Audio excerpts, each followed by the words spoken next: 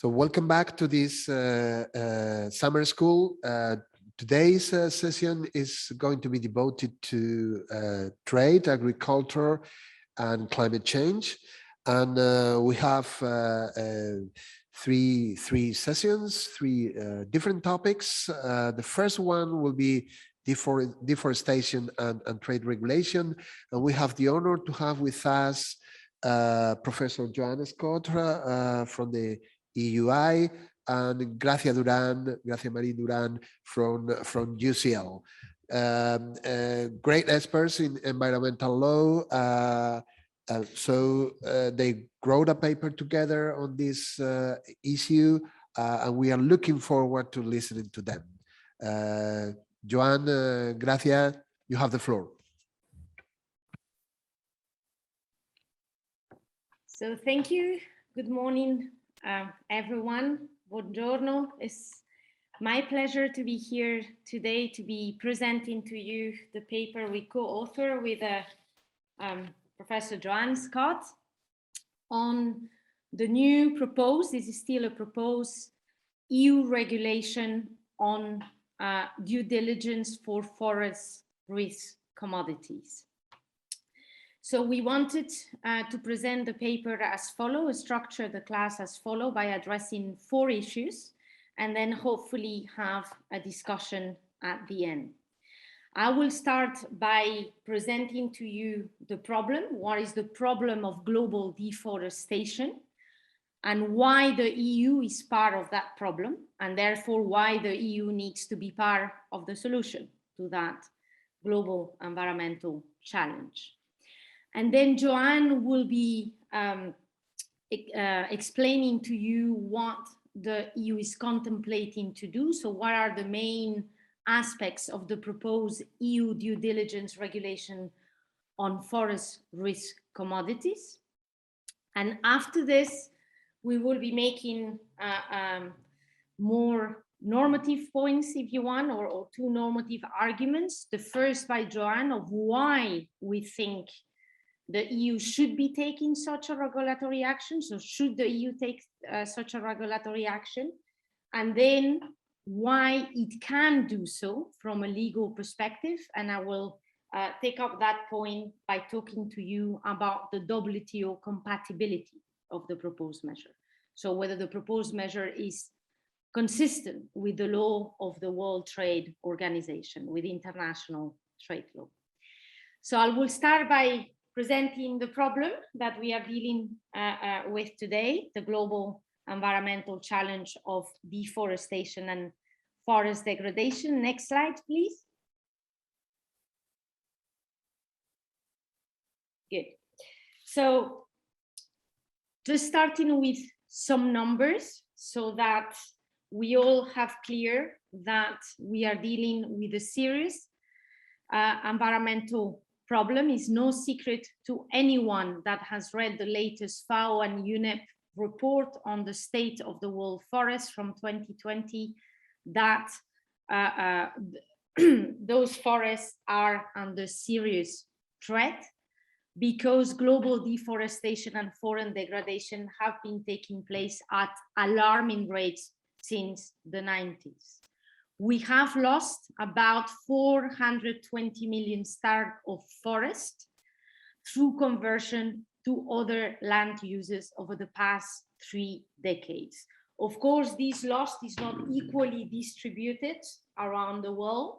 We have substantial geographical difference, with most of these forest loss happening in regions such as Central Africa, South America, and Southeast Asia.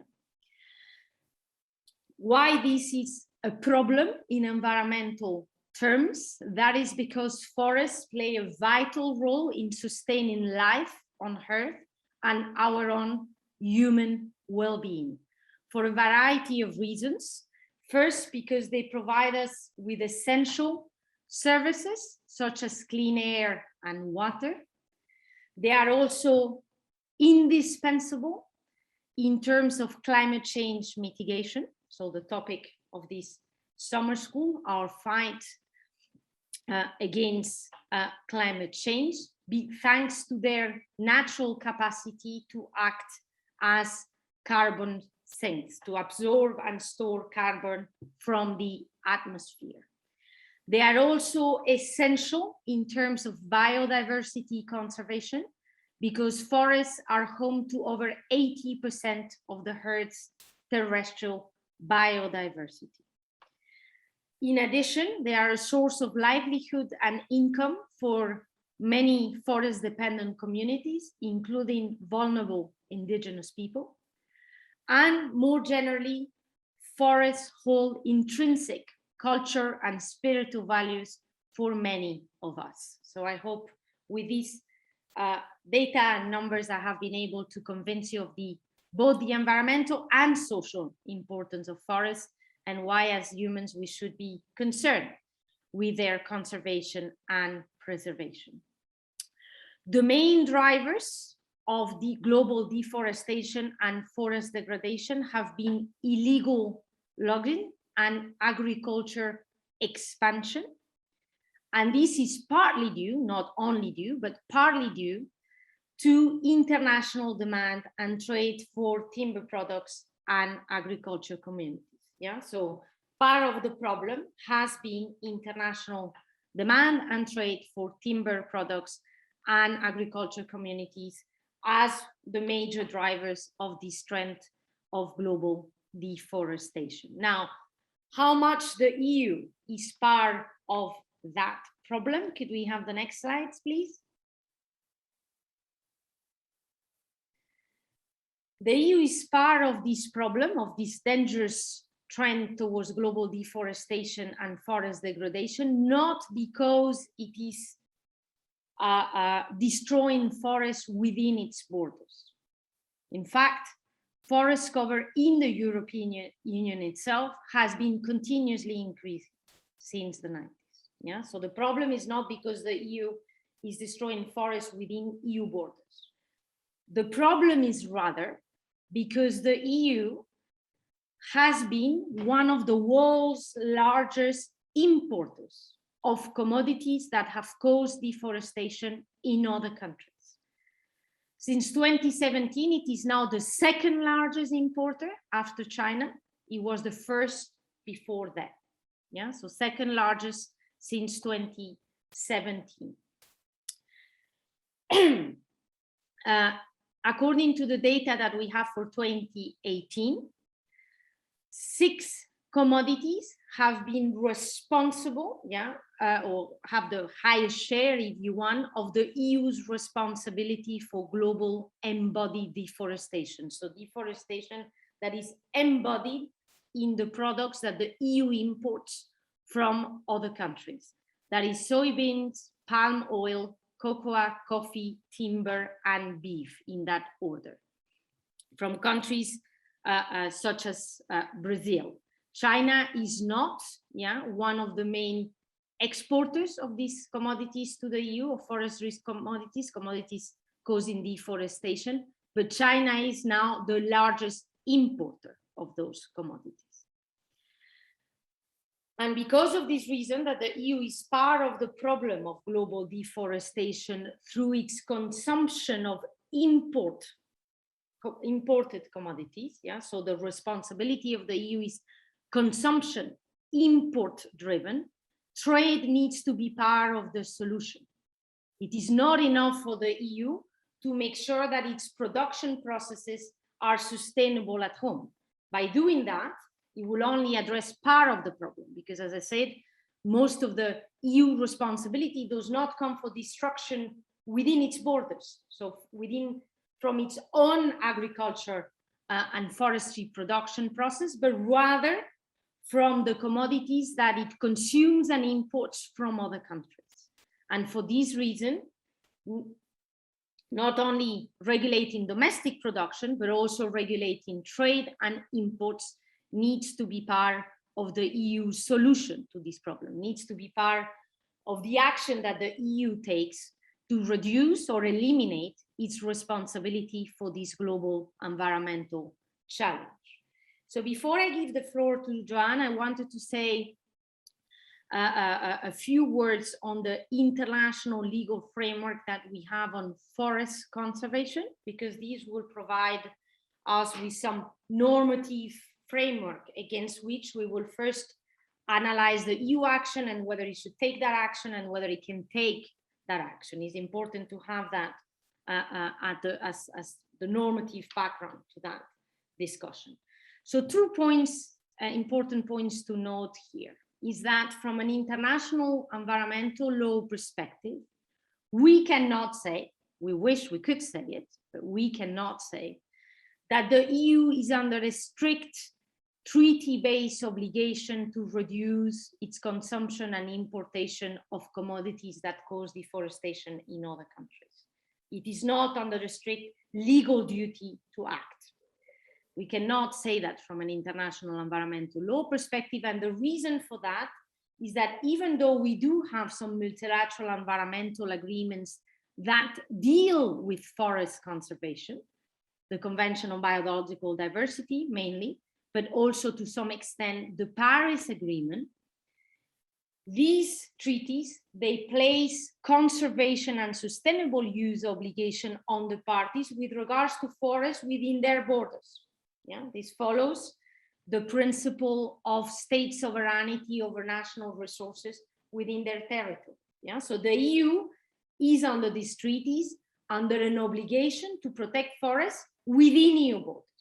Yeah, but it doesn't necessarily have any obligation to protect forests in other countries. Yeah, that's these countries' business, if you want. Yeah, under these treaties. So there is no strict treaty-based, legally binding obligation for the EU to regulate trade in forestry commodities from an international environmental law perspective. Yet, we have had a number of soft law commitments, yeah, in the form of declarations, United Nations General Assembly resolutions, strategic plans, and the like, since the early 90s, where the international community has repeatedly pledged to halt and reverse the global trend of deforestation and forest degradation. First by 2020, and then we missed that deadline, obviously, given the data I gave you before, by 2030, and ensure sustainable production and consumption patterns. This is part of the SDGs, the United Nations Sustainable Development Agenda, SDG 15, is part of the UN Strategic Plan for Forests, as well as the Aichi biodiversity targets. So the international community has been pledged, even in these soft law instruments, to address this problem, including through consumption, not only through production, but also your responsibility for this problem through consumption. More recently, the world leaders at the Glasgow Climate Summit in 2021, for the first time, adopted a declaration that explicitly links achieving these goals of halting and reversing global deforestation by 2030 with trade regulation. For the first time, they acknowledged that they needed to facilitate trade policies internationally, that promote sustainable commodity production and consumption and do not drive deforestation and land degradation. So for the first time, even in the form of a declaration, so it's a soft law commitment, but nonetheless important, yeah, adopted by high-rank state representative from over 140 countries, affirming that this global problem of deforestation needs to be tackled inter alia through trade regulation of forest risk commodities. And with that said, I'll now give the floor to Joanne so that she can explain to us what the EU is contemplating to do against this factual and normative framework that I have presented to you on global deforestation. Thank you. Great, thank you very much, Gracia, and you will hear from Gracia again at the end of the presentation. We'll go in turns. So let me just briefly outline some of the main features of the regulation that's been proposed by the Commission in 2021. And the Commission's proposal followed a very powerful resolution put forward by the European Parliament, which also set out concrete recommendations to the Commission. In our article, we argue that while the Commission's proposal is good, it has missed some of the positive aspects that were contained in the European Parliament's earlier resolution. So on the slide, you see some of the main features, the objectives of the regulation to minimise the EU's contribution to deforestation and forest degradation, and to reduce the EU's contribution to greenhouse gas emissions and global biodiversity loss. And this is very much in keeping with statements by the European Environment Agency recently, which has pointed out that Europe is increasingly offshoring its environmental impact, that it's creating policies that improve the environment within the EU at the same time as being engaged in consumption patterns that cause massive environmental problems elsewhere. And this is something that we've written about and are happy to talk about. In this specific proposal, the suggestion is that 6 commodities are included, which are precisely the commodities which Gracia had on an earlier slide, which are the main contributors to deforestation in terms of EU imports. So these 6 commodities amount to 75% of the deforestation that is embodied in the importation of forest risk commodities by the EU. There's been quite a heated discussion, particularly mobilised by Fern, which is a wonderful forest NGO based in Brussels mainly, about why certain other commodities are not included, such as maize and rubber. And the Commission proposal commits to keeping under review the list of commodities as scientific evidence emerges and evolves. The Commission regulation covers both products placed on the EU market for the first time and products exported from the EU market. And this, of course, will turn out to be significant when Gracia turns to look at WTO law concerns. The proposed regulation would lay down strict conditions for the placing of these commodities on the EU market. And for those who have followed earlier developments within the EU, particularly the FLEGT initiative, the Forest Law, Environment, Trade, Governance initiative, and the Timber Due Diligence initiative, the requirements laid down in the proposal are much more far-reaching than the existing requirements for timber imports into the EU. So under the timber due diligence regulation, you have what we've called on the slide here, a legality requirement. You have a requirement that only timber that has been produced lawfully in the country of production can be placed on the EU market. So the conditions for importation depend on international law, but also largely upon domestic law in the country of production. This proposal goes further. It does contain a legality requirement, but it also says none of these forest risk commodities may be placed on the EU market if there is more than a negligible risk that they have contributed to deforestation after a cutoff date of 2020. So products will be excluded from the EU market completely unless the operator, the person, the commercial enterprise placing the products on the market, can demonstrate that there is no more than a negligible risk that they have contributed to deforestation after 2020. There's also a reference to forest degradation, which only relates to timber, and we'll skip over that for now, although it raises some interesting questions.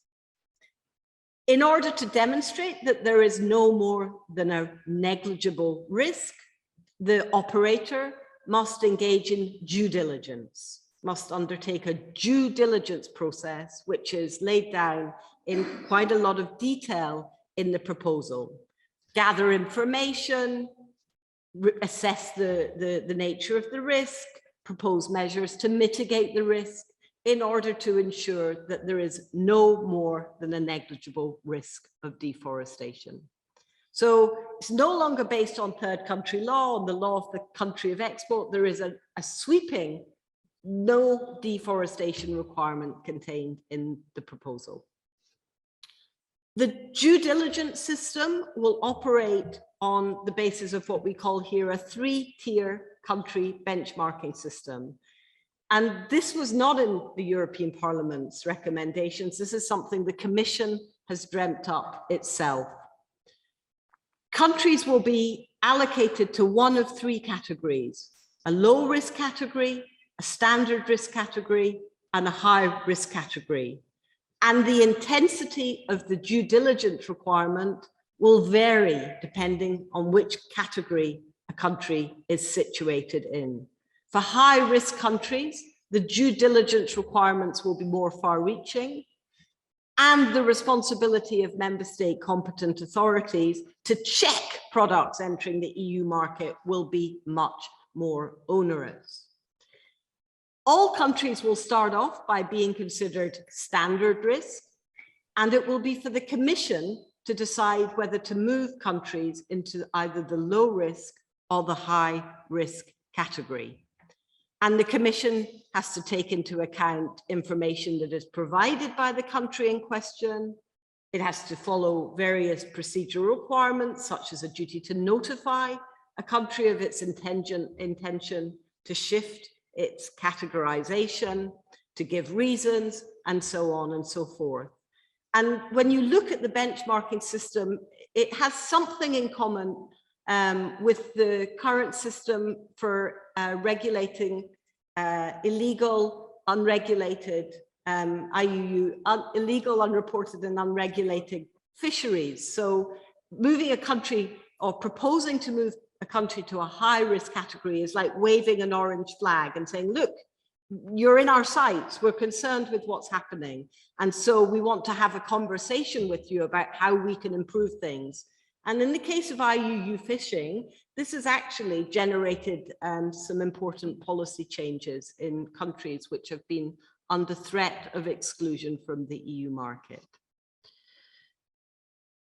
The categorization will occur on the basis of a number of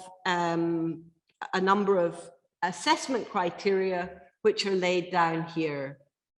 They relate the first three to the circumstances within the country in question, for example, the rate of deforestation or forest degradation. But they also relate to the international commitments undertaken by the country. So have land use emissions, for example, been included in that country's nationally determined contribution, its NDC under the Paris Agreement? Or has the country entered into an agreement with the EU which facilitates compliance with the regulation?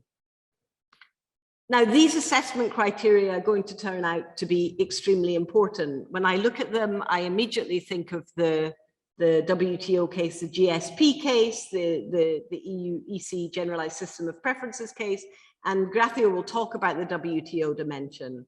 But immediately you sort of think, okay, why were these criteria selected? Why these and not other? Do they apply cumulatively, or can the Commission pick and choose between them? What level of performance is needed under each criteria for moving countries across categories? It's one thing to say, we will take into account the rate of expansion of agricultural land for relevant commodities, but at what point does the rate of expansion constitute evidence of a higher risk of forest risk commodities entering the EU market? And crucially, does the low risk category, which is subject to much lighter due diligence requirements, will it actually ensure that deforestation causing commodities will be kept out of the EU market? So there's a long conversation that could be had about these assessment criteria, and we'll return to them in due course. The EU regulation, the proposed regulation, also contemplates cooperation with third countries. It states the Commission shall engage with producer countries, and cooperation can take various forms: structured dialogue, support programs and actions, or agreements. Again, for those who have followed the EU's forest policy up to this point, what you don't see is something like voluntary partnership agreements, which you find in the context of the earlier FLEGT initiative. Under the timber regime, under the EU timber regime, when a third country has entered into a voluntary partnership agreement with the EU, which establishes a licensing system for timber, the products can enter the EU market without undergoing the normal due diligence process. So a voluntary partnership agreement creates what people refer to as a green lane, an environmentally friendly lane into the EU market. So either you do due diligence, or if the timber comes from a country with a functioning VPA with a licensing system, the product can anyway enter the EU market. You do not find the equivalent to a VPA, or at least it remains to be seen to what extent the new forest partnerships will, or perhaps not, operate in a manner that is similar to VPAs. And this again is important for reasons that we will refer to and we can discuss. One of the weaknesses of the timber regulation or the timber regime has been enforcement, and the new proposal seeks to ratchet up enforcement in important ways. And again, this is actually practically extremely important, but we're not going to dwell on it now. The only comment I will make is that one of the things that the NGO community really wanted was for the due diligence requirement to apply to all forest risk commodities placed on the EU market, and not just those which are placed on the EU market for the first time. Because what has happened with timber is that timber has entered the EU market in the member state with the weakest enforcement. And then, having entered the market, it's placed in free circulation and it can be traded throughout the EU. So the NGO community wanted the measure to apply whenever forest risk commodities are placed on the EU market. But of course, that's not easy to align with the idea of free circulation in the EU's internal market, so that has not happened. Having set out the main features of the regulation, we're now going to think a little bit about whether the EU can be considered to be justified in regulating in this way. I'm going to make one argument, which we think is a reasonably novel but important argument, and then Gracia is going to follow up with a second argument, as she said, which is related to WTO compatibility. And the argument that I want to make, and actually the WTO point, they're both set out in much more detail in the article we've published in the Journal of Environmental Law on this topic. So the argument that I want to make is that the EU is justified in regulating in this way, although we identify shortcomings in the proposal, really important shortcomings.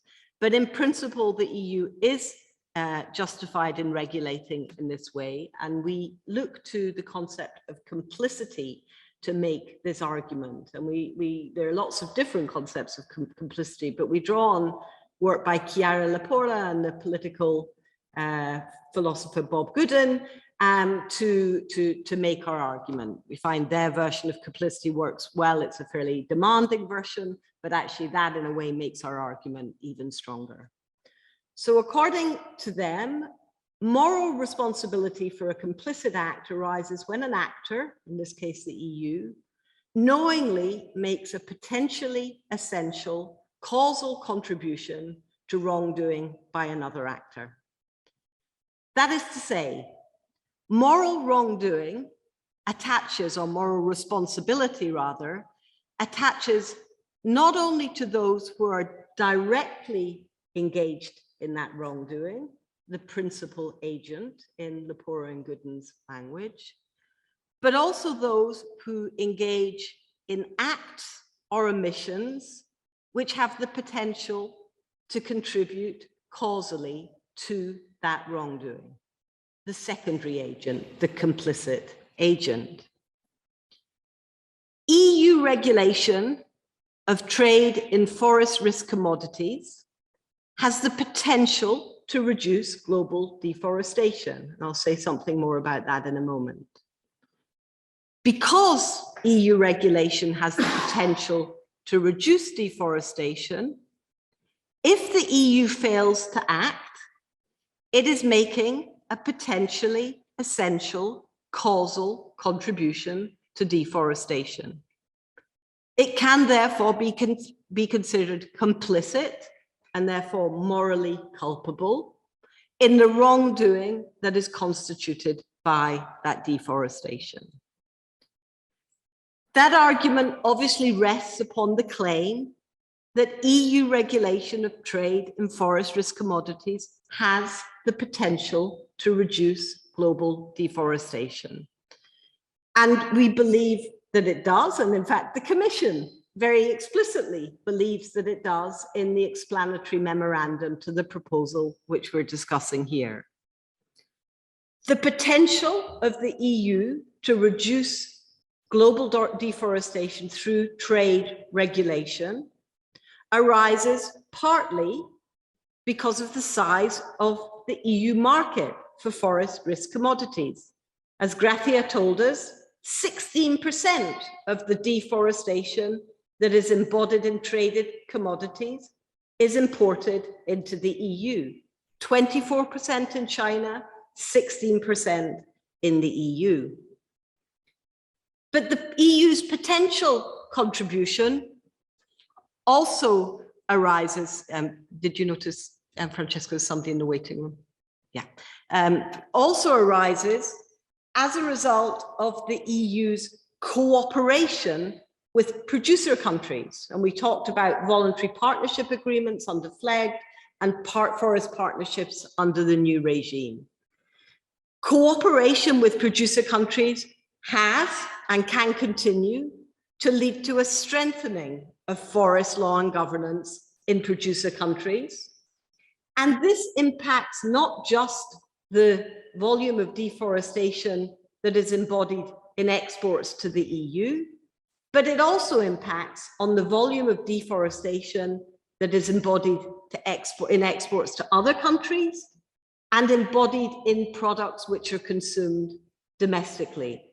So all but one of the EU's voluntary partnership agreements regulates all timber production, not just timber production that is destined for the EU market. And this is important because it has a potential to mitigate trade leakage concerns which might otherwise arise.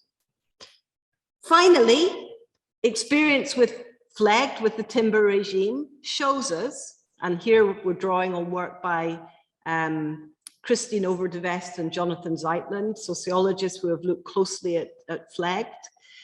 Evidence from the timber regime can contribute to what has been called a norm cascade using language that's associated with people like Marta Finnemore, whereby EU regulation comes to be emulated by other countries.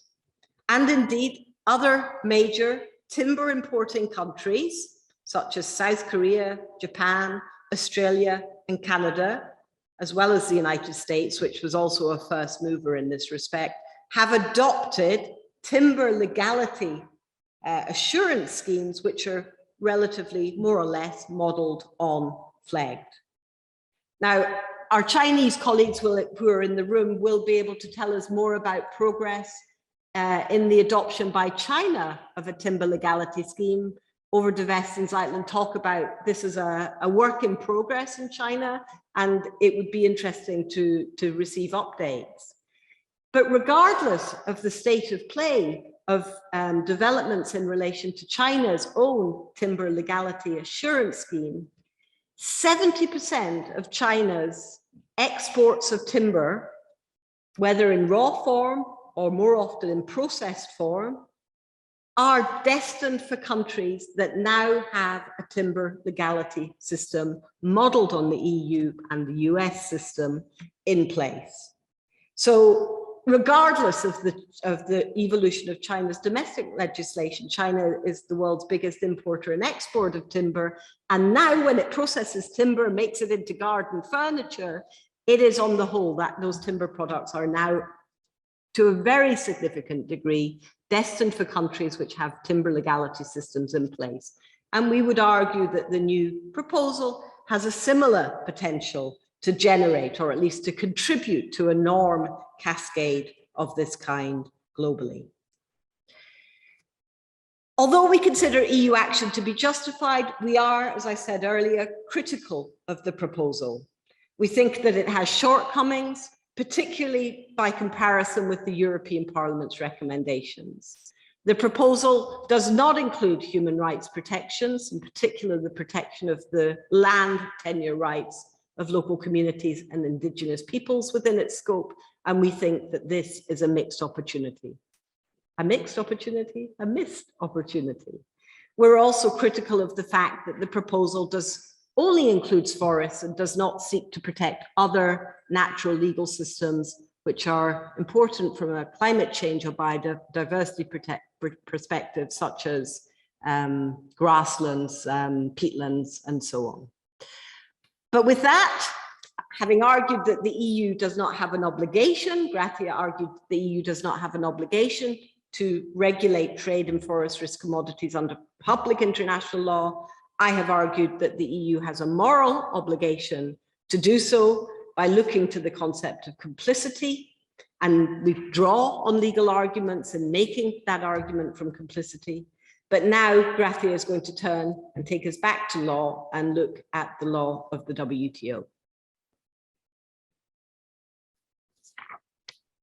Thank you very much, Joanne. So we're moving on to the fourth and final point of our argument, of saying, well, the EU is obviously justified in taking this action from a complicity perspective or moral duty perspective, as Joanne has argued, but we don't want the EU to get into trouble with its legal obligations elsewhere, and in particularly here, the WTO, since we are talking about regulating trade in forest risk communities. I mean, we are both lawyers, so we definitely do not want to say that the EU is justified in doing something that will be considered illegal somewhere in public international law. So that's why the last part of our article looks at the WTO compatibility of the proposed measure.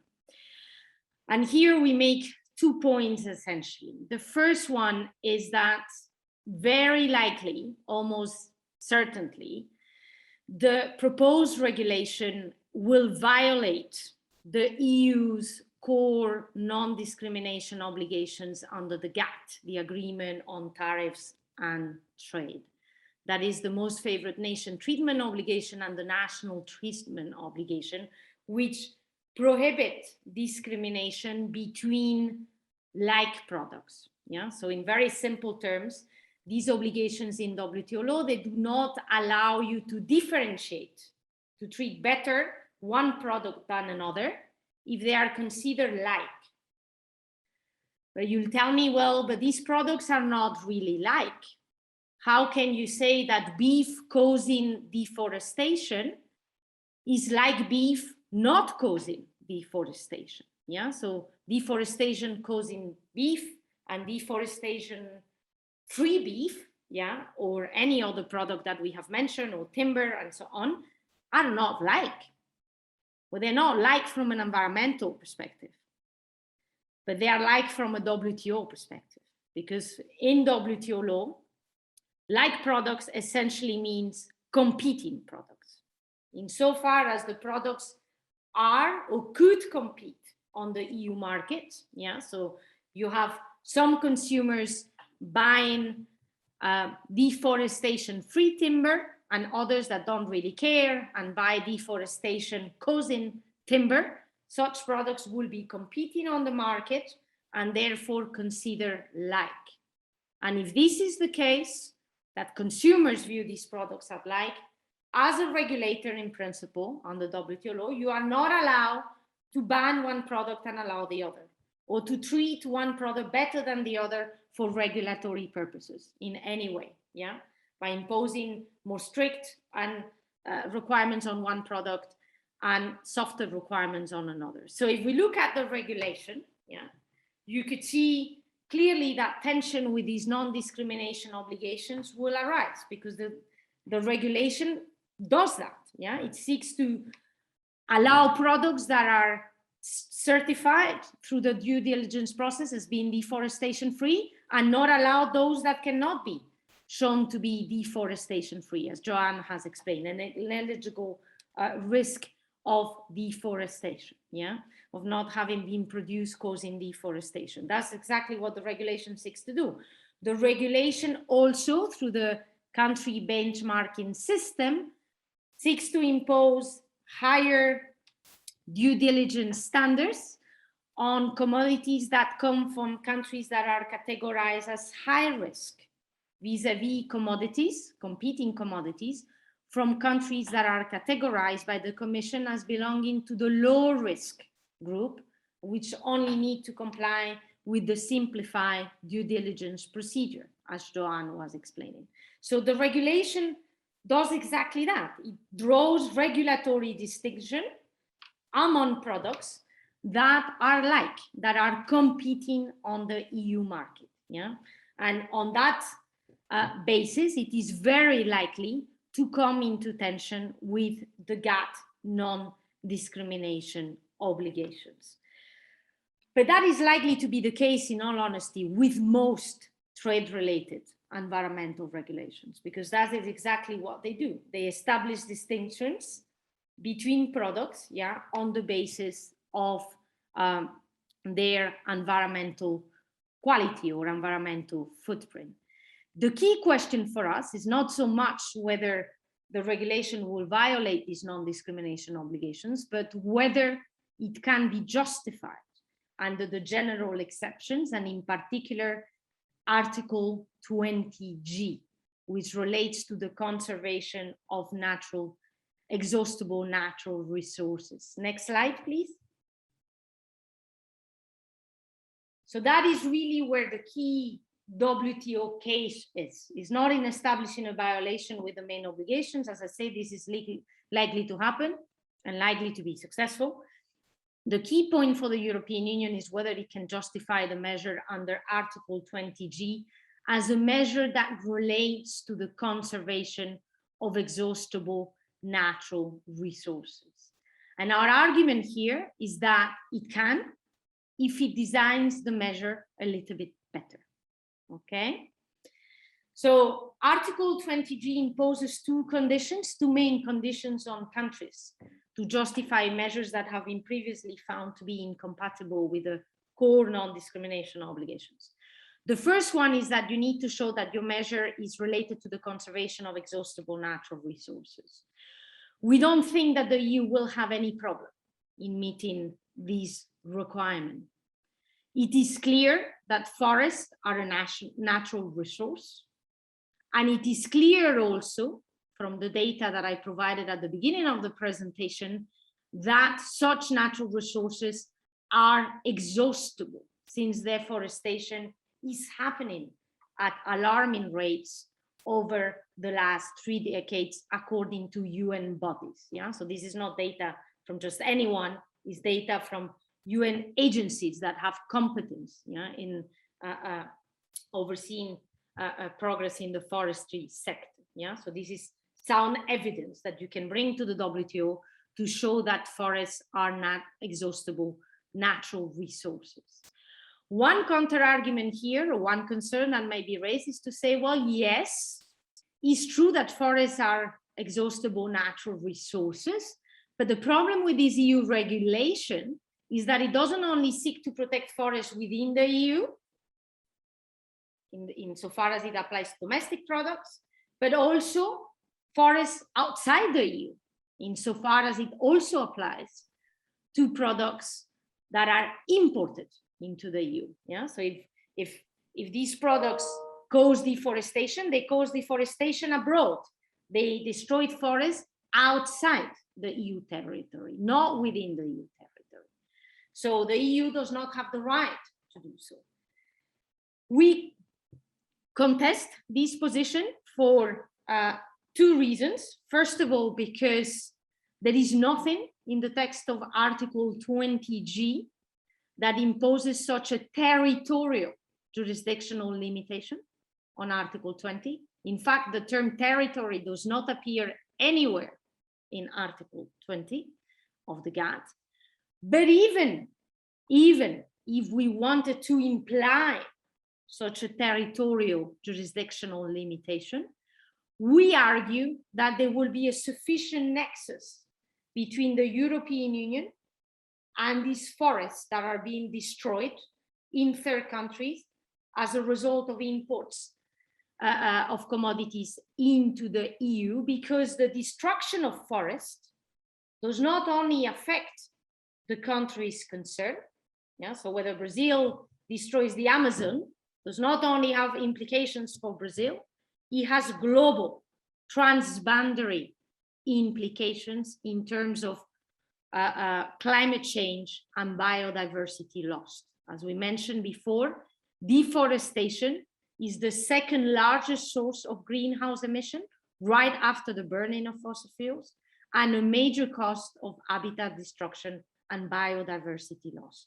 So these global transboundary implications of deforestation make it so that it is possible for us to argue that there is a sufficient link between the EU and these forests in third countries, even if we were to admit that there is some sort of jurisdictional limitation in Article 20.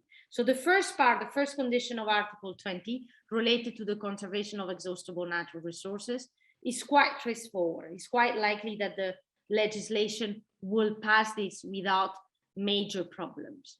The problems rather will arise in the second step of the analysis of Article 20, and that is the chapeau requirements. Next slide, please. The chapeau requirements essentially require, sorry for the repetition, that any discrimination that there is between countries and products is justified. You need to justify that discrimination. So any distinction between products that I show you in my previous table that the proposed legislation is likely to give rise needs to be properly justified. If you treat in one country better or products from a country better than the other, it needs to be properly justified in light of the objective that you are pursuing. In our case, forest conservation. So any distinction between products that you're making, you need to explain to the WTO judge, this is justified by the objective of protecting forests. And so that's one condition of the chapeau. And the main problem we see here for the EU in being able to argue that relates to the country benchmarking system that Joanne was explaining to you before. As she clearly showed, this system has the effect of treating some countries and their products better than others. The countries that are placed in the low risk category. Those countries will be able to continue to export the commodities concerned, the agricultural commodities, beef, soya, and so on, going through a much less stringent and therefore less costly, for the operators concerned, process of due diligence, much less than the countries that are playing in the high risk category that will face much more hurdles and therefore higher costs in exporting the same commodities to the EU. So the EU will be asked to explain, please show to us how the countries that are placed in this low risk category are really countries where you can guarantee to us that their commodities are safe. They are deforestation free. You are treating these countries better because they are exporting commodities to you that are deforestation free, and therefore this is explained in light of your objective of protecting forests. Please show this to us. And as Joanne was explaining, this will be hard for the EU to do because the assessment criteria that we currently have in the proposal for placing countries across the different categories is unclear and unpredictable. We don't know why it has been selected. We don't know what thresholds will be used by the Commission to apply them. Yeah, when a country, what threshold will decide whether a country is low, standard, or high. Yeah, they are subject to vagueness, unclarity, and unpredictability. Yeah, and that will make it hard for the Commission to explain the different categorizations, and also prone for the Commission to arbitrarily discriminate between countries. In particular, if you take into consideration that the Commission will not only be classifying third countries, and that is somehow different from the regulation about fishing, illegal, unreported, and unregulated fishing that Joanne was mentioning before, it will also be putting in these categories its own member states, because the regulation applies to both domestic and imported products. So on the basis of these vague, open-ended criteria, the Commission will be classifying not only the EU member states, its own countries, vis-a-vis third countries. Yeah. So the criteria is prone to arbitrariness and manipulation, if you want, by the European Commission in classifying countries through the benchmarking system. So what we suggest that it does is that it either comes up with more clear, objectively justified environmental criteria that are clear and predictable, and ensure that countries that will be put in the low risk category are really only in exporting deforestation-free commodities to the EU, or otherwise, that it gets rid of the country benchmarking system and simply applies the same due diligence requirement to all countries, EU member states and all third countries. Yeah? And so gets rid of this low risk category of countries if he cannot properly justify that this low risk category of countries is based on objective environmental criteria that guarantee that only deforestation free commodities are going into the European Union, and that it doesn't open a loophole for other commodities, deforestation causing commodities, to find their way into the EU market. So that's our first suggestion. Gracia, can we do the last point reasonably quickly, just so there's a little bit of time for discussion? Thank you. Yeah, 1 minute.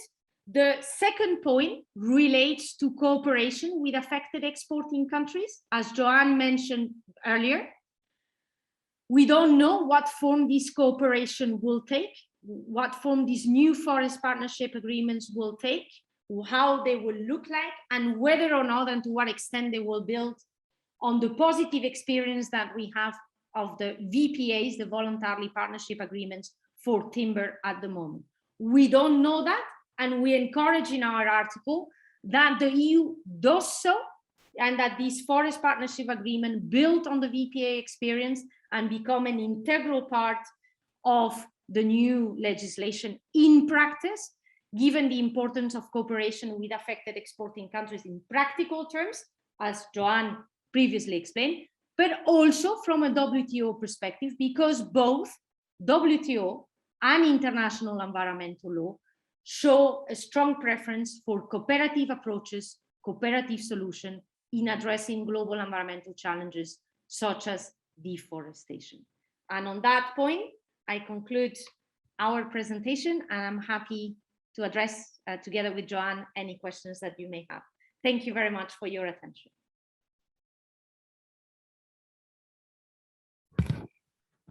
Thank you very much for this very, very interesting presentation. It's very interesting to see how the EU regulation is widening its scope, going and affecting and having an impact not only on forests within Europe, but also on forests beyond Europe, or moving from just production to also consumption and importation. I think there we have a big challenge, and it's not only this proposal, but other proposals that go in the same direction and widen the impact of the potential impact of the EU beyond its territory, like the CBAM, for instance, or the inclusion of trade sustainable development chapters in new free trade agreements, etc. So this idea of offshoring, in a way, I think is there and is terribly interesting. I think it shows how the union is stepping forward, and I think is very, very, very interesting. I will open the floor to the audience for questions and answer. The speakers refer as well to the Chinese situation. I don't know if any of our Chinese experts would like first to intervene. Professor Sanmin or any other of the Chinese attendants, would you like to intervene?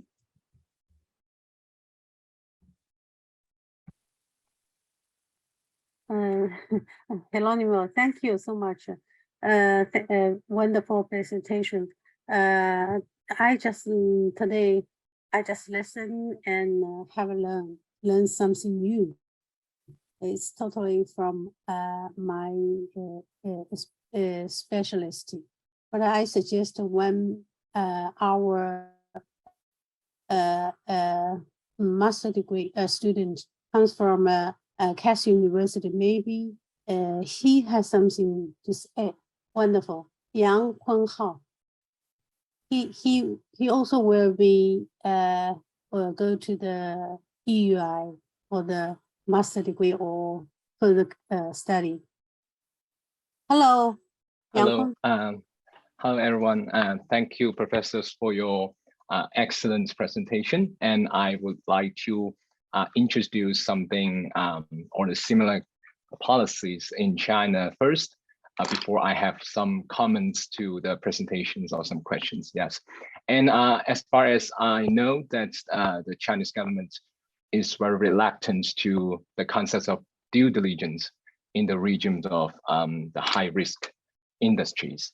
And in terms of the region of the timber products, that the Chinese government is not ready to accept or to introduce such legal system of due diligence, the obligations of due diligence to the Chinese companies, but it is willing to conclude the treaties or to join the international treaties in terms of the timber products or so on. And so my questions here is also reflect some concern that may be provided from maybe from the Chinese government or the authorities, that would it be a more efficient way to reduce the risk of these high risk industries through multilateral methods or the cooperation methods, which means that the jurisdictions or countries, they join the conversations and to so as to conclude a treaty in this area, rather than somehow unilateral methods of the EU legislation. Because you know, some countries like China may raise concern on this proposal, includes the future EU's direct proposal directive on due diligence, corporate due diligence. And so my questions and comments is whether it is a more efficient method to have multinationals or multilateral corporations rather than the unilateral methods. Yes, this is my comment and question. Thank you. So Gracia, do you want to go first, then I add a footnote, or vice versa? Sure. Yeah.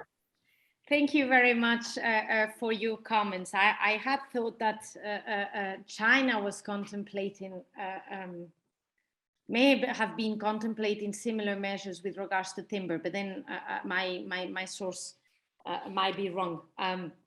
But just to clarify also on the point that Joanne made earlier, when it comes to other countries taking similar measures, The US and the UK, just for information, are also contemplating the adoption of a similar type of legislation, yeah, on due diligence for forest risk commodities. So just that as a point of clarification.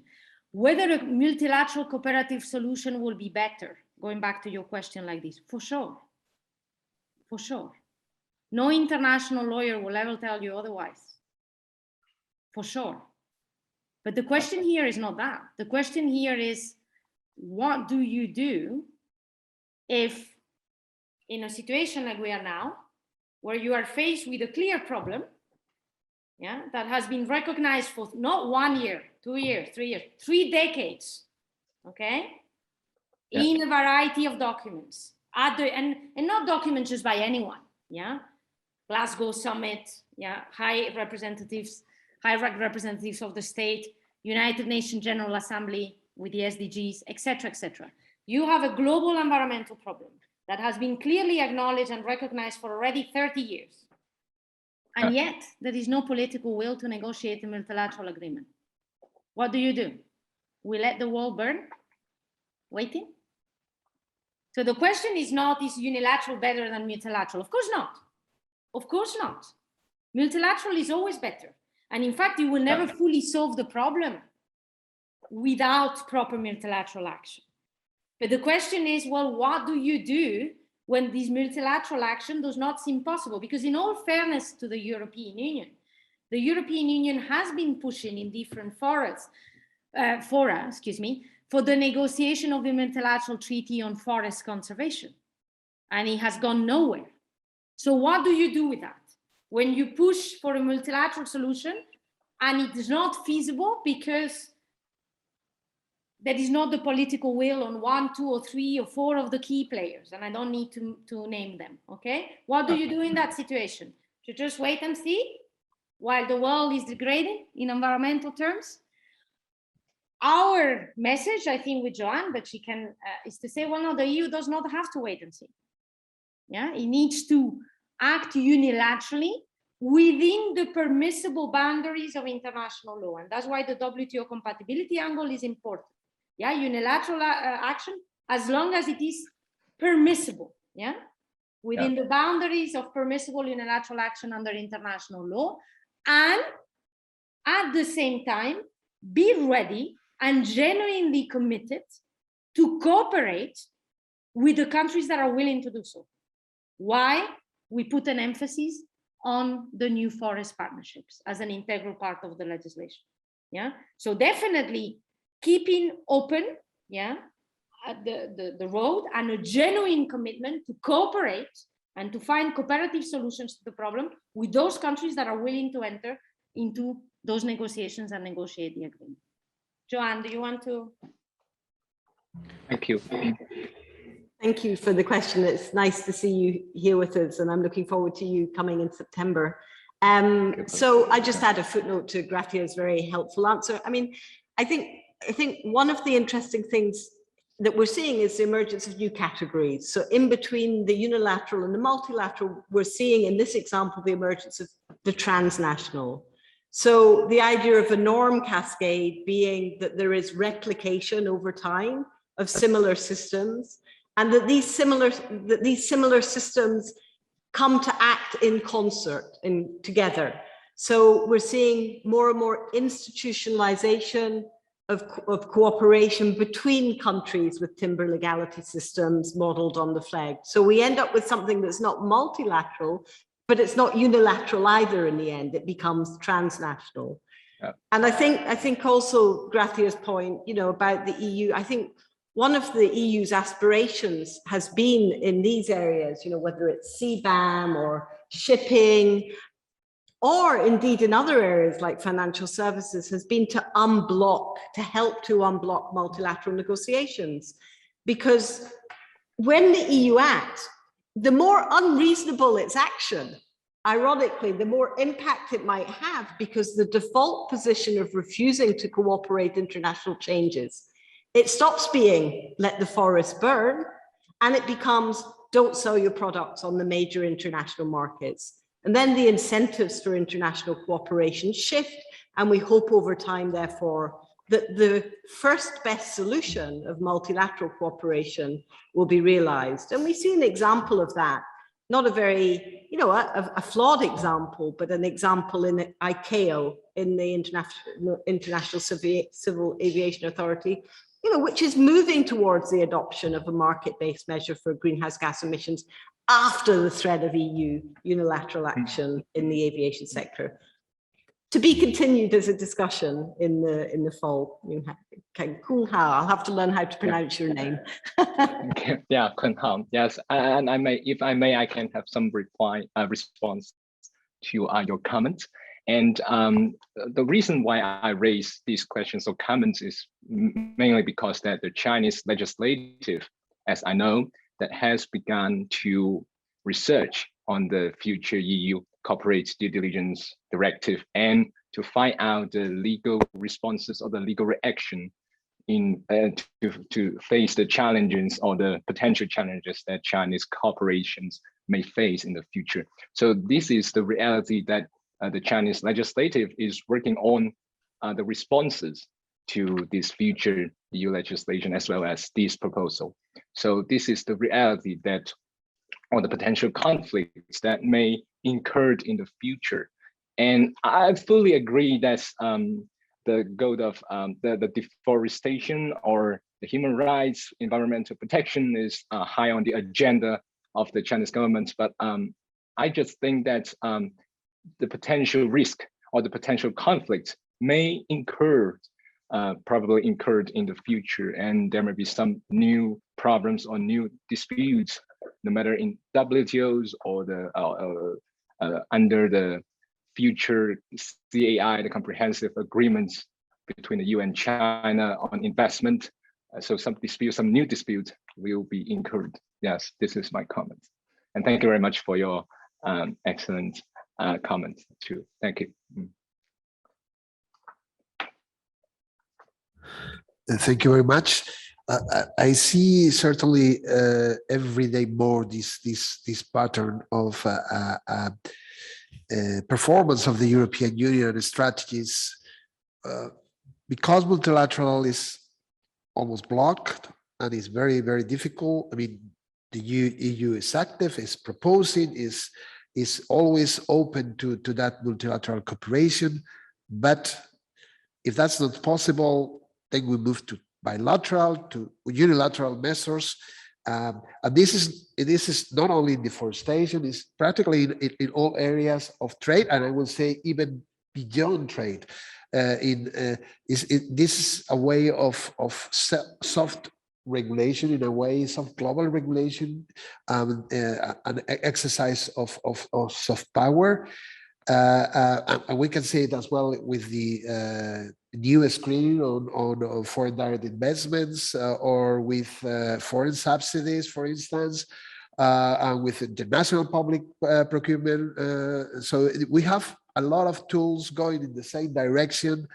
And I think the EU is very, very committed to this strategy. I don't know if there are more questions from the audience. I have some myself, maybe just a couple of questions.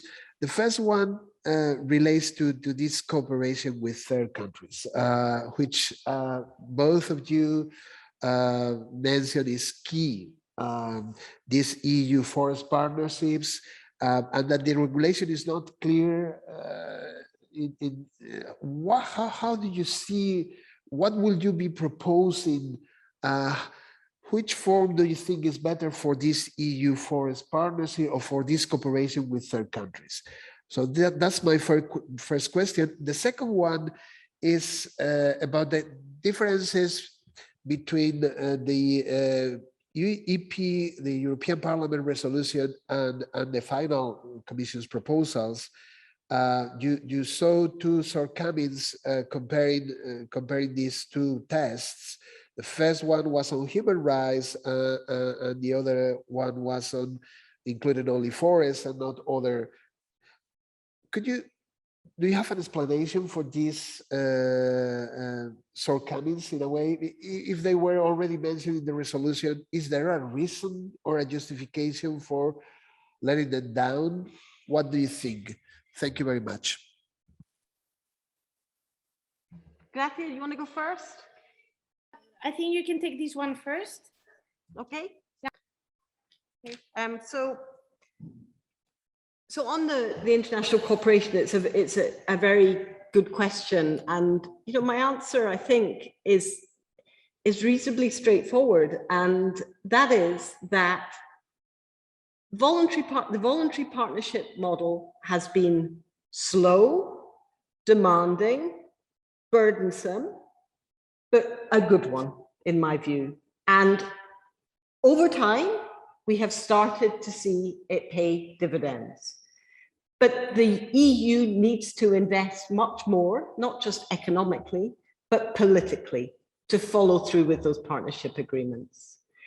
The idea that now, after all this time, the EU might walk away from these VPAs is causing huge consternation in the countries concerned. But we also have to be realistic about the limits of this cooperation. Even if you can really get the licensing systems up and running, even if the EU invests more, it is absolutely clear that some of the major producers of forest risk commodities are not going to enter into cooperative agreements with the EU, whether it's a VPA or a forest partnership of some different form. Indonesia is the biggest supplier of forest risk commodities. It has a functioning VPA. It has a VPA licensing system for timber in place. Very promising. Brazil, the second biggest. Paraguay, the third biggest. Probably not.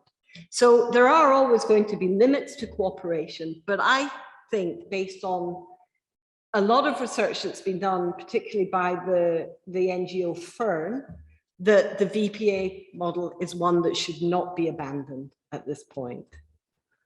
And then the second question concerned, I listened so much to the first question, the second question concerned. It's about the difference between the EP resolution and the proposal. Yeah, Why? it's a good question. Yeah. So I think now the human rights aspect, I'm less sure about, and I need to look more at this. Gracia may know more. I think to a significant degree, it was a fear of too much complexity. So with the other natural ecosystems, there was a fear of simply biting off more than the EU could chew. It's already, forestry is a wicked problem. It's already hard to do this, but you add in, savannas, peatland, grassland, so on, then it becomes technically incredibly complex to determine which categories of land should be included, and becomes a very fact-intensive process, which is extremely demanding. So I think that's why the Commission has taken the view that it will not in the first instance include these, but it has included a review clause where, I can't remember whether it's within 3 years or 5 years. 5 years, I think, it will look again at some of these questions: impact on smallholders, inclusion of other natural legal systems, impact on the land tenure rights of local communities and indigenous peoples. So it's recognized the importance of all these questions in the explanatory memorandum and sort of said, but we can't deal with them now.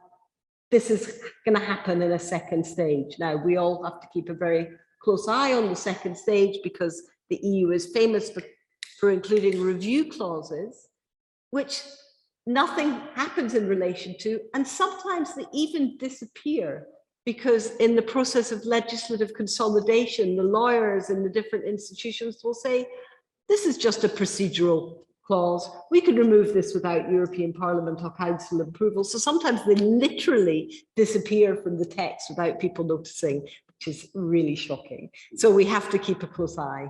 But it's an interesting question, and one that when I become an active researcher again, when I stop being head of department, it would be good to look into.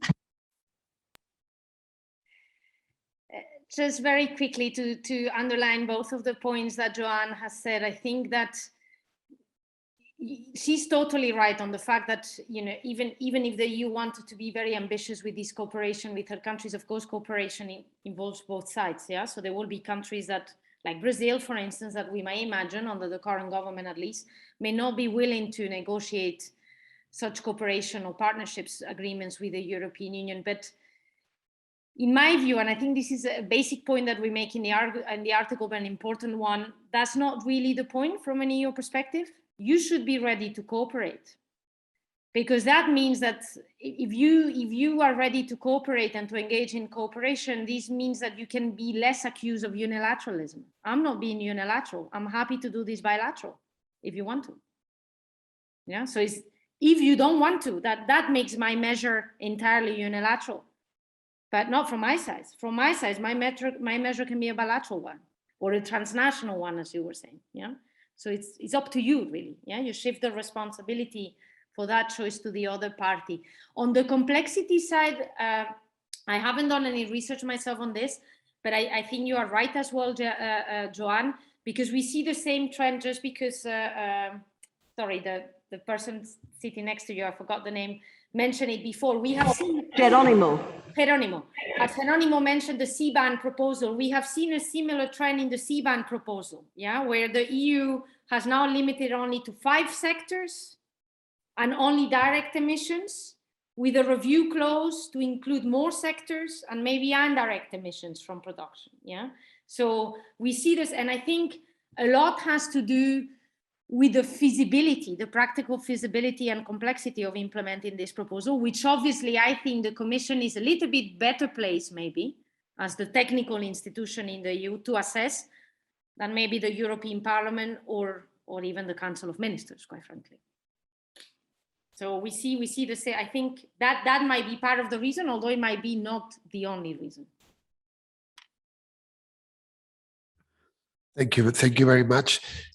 Yes, setting these principles, I think, because they are very ambitious in scope, I think, and in a way they are very novels.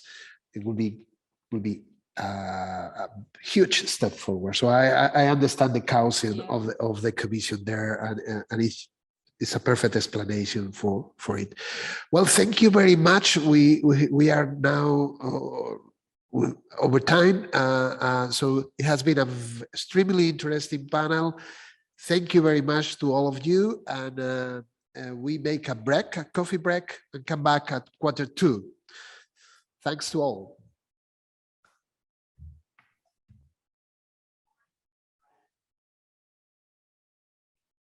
Okay, good morning again, everybody.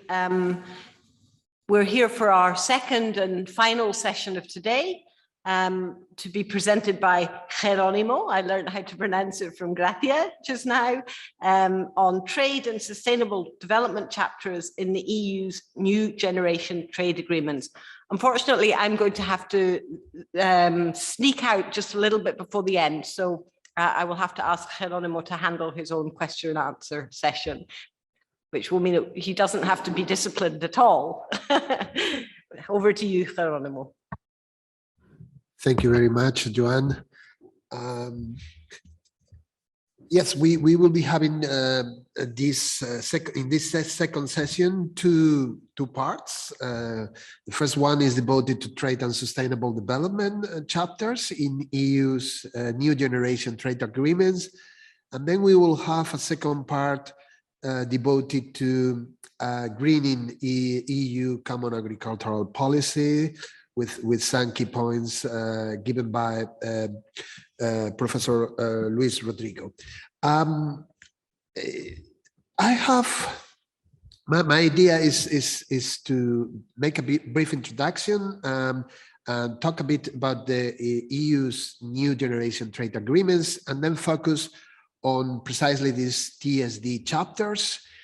First, in general, looking at the last decade's EU's new generation trade agreements, the chapters in these EU's new generation trade agreements, and then to go down to specifically the CAI, the Comprehensive Agreement on Investments between EU and China, which has also a chapter TSD chapter and see what is the content and what is the scope and what we can conclude about the whole experience of the EU introducing these new chapters, and also the Chinese EU-Chinese agreement specific case.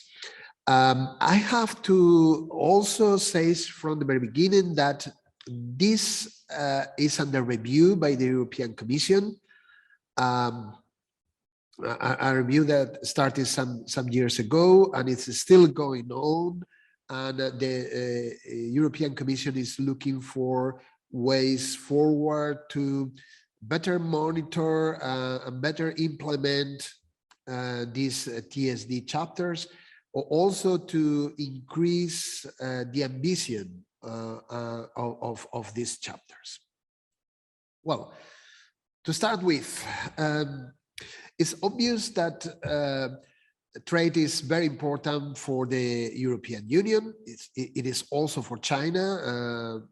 It's clear that China also has benefited a lot from globalization, and particularly of globalization of trade, of the entry into the WTO, that is a very, very important global actor in trade.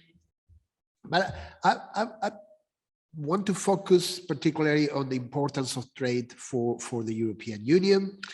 The Union has always promoted trade, not only within its borders, but also internationally, single market, but has also always been very active in WTO. It has always been very active in multilateral fora, promoting bilateral agreements, opening as well the markets to imports, to investments from outside. Is probably one of the most open markets at global level.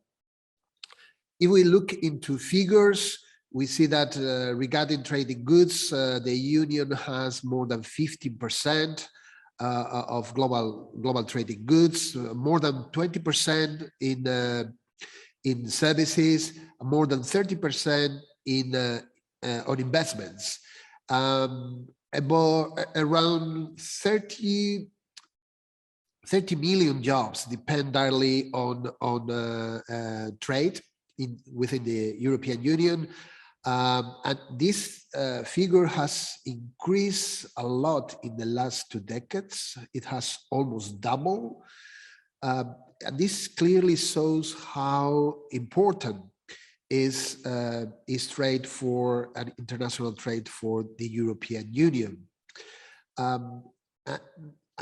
Another very, very, very important and significant figure in this regard is that regarding global growth, the estimation is that 85% of global growth will come from outside of the Union in the next years. So with that figure, it is clear that the Union needs to be open and participate as much as possible in international trade. It's also obvious that trade is very important in the EU-China relations. Altogether with the US, these two actors are the most important global actors in trade. And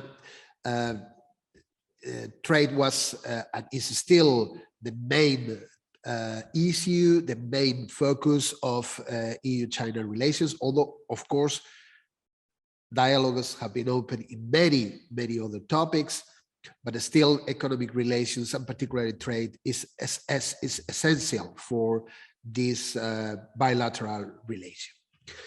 We have to take into account as well that the common commercial policy in the European Union has changed a lot in the later years. It has enlarged its material scope. It's not only dealing with goods, but also with services, also with foreign direct investments, or also with public procurement and industrial property rights that are linked to trade. So it is increasingly large.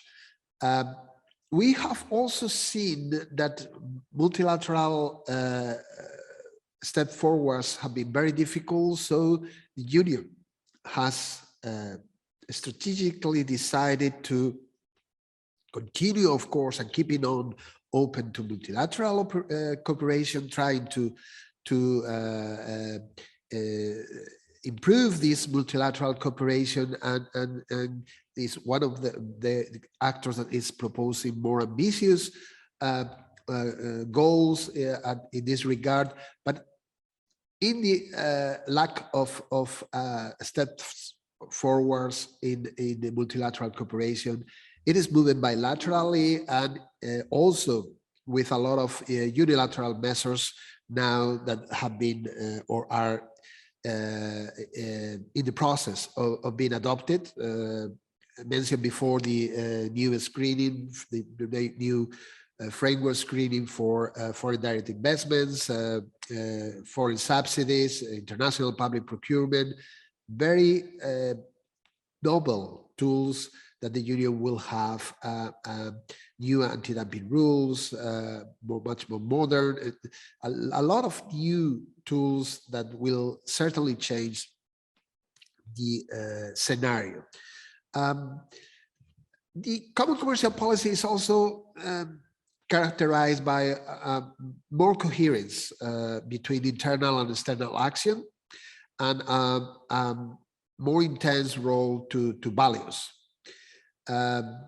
There are new relevant actors. They were there before, but now I think they have a major role. The European Parliament is for sure key, but we have seen in the ratification of trade agreements in the later years, the importance of also national parliaments and regions, and even of the public opinion. This is very likely because the trade, the common commercial policy has now much more political and social projection, and therefore it also implies and has more impact on public opinion. And as it has more impact on public opinion, it has also more impact on national parliaments as well, and regional parliaments. I would say that there is also more emphasis on enforcement, and not only on negotiation and approval of trade agreements. There is also more stress on governance, institutional governance of the agreements, and also on enforcement and dispute settlement of the agreements. And two ideas that are also very important in these common commercial policies in the later years are strategic autonomy, more autonomy by the Union in critical infrastructures, more autonomy regarding the other actors, more autonomy regarding the tools as well, and it's more demanding. The Union is more assertive, and I think it's claiming for a level playing field more intensively. I think these are premises that we have to take into consideration, have in mind for the analysis. What about this new tool, EU's new generation trade agreements?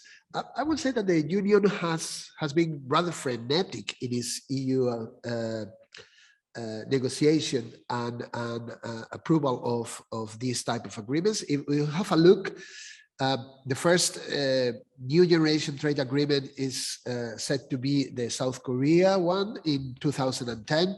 And since then, we had Colombia in 2012, as well as Peru and Ecuador the same year.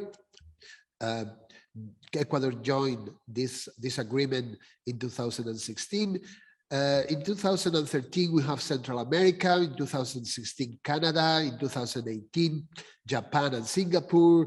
In 2019, Vietnam and Mercosur. And in 2010, we have China the Comprehensive Agreement on Investments, also the UK, although it's a very special one, and the modernization of the Agreement of Mexico. And there are still many other negotiations with Australia, New Zealand, Chile, modernization of the former agreement with Chile, with other Southeast Asian countries, and of course the failure of the negotiations with the US and India for the moment. So I would say that the last decade has been characterized by almost frenetic activity of the Union in this regard. Which are the key characteristics of these new generation trade agreements? The first one is the larger content and scope of the agreements, without any doubts. These agreements do not refer only to trading goods and not only to tariff barriers, but also to non-tariff barriers, to some technical obstacles, but they also enter in detail into services, into capitals. They also enter into public procurement, which is associated to trade, or industrial property rights associated to trade as well. Denomination of origin therein included. They also enter into other complementary aspects like competition policy, for instance, like digital era, digital regulations. Like so, the content is much larger than before. Also, one of the key characteristics is that all these agreements include a TSD chapter. And we will be talking on that later on. They also include chapters on governance, and they are much more concerned about enforcement, implementation and enforcement of the agreement, and how to solve disputes between the parties, usually through investment courts or similar dispute settlement mechanisms. I would say that the last characteristic is the binary architecture or binary design of the new generation trade agreements. Because there are mixed competencies, the Union has decided to, on the one hand, approve all the provisions that are exclusive competence of the Union, and leave apart for a second block those in which the member states have to ratify. This is obviously to avoid or to prevent a blockage of the approval of the agreement. This has advantages and disadvantages, but is, I think, the typical situation now for most of the agreements, although the Council decides on a case-by-case basis, but this is the rule, the general rule in practice nowadays. If we focus now on the chapters, on TSD chapters, what we see is that these chapters are being used as a driver for increasing sustainability in the partners of the EU.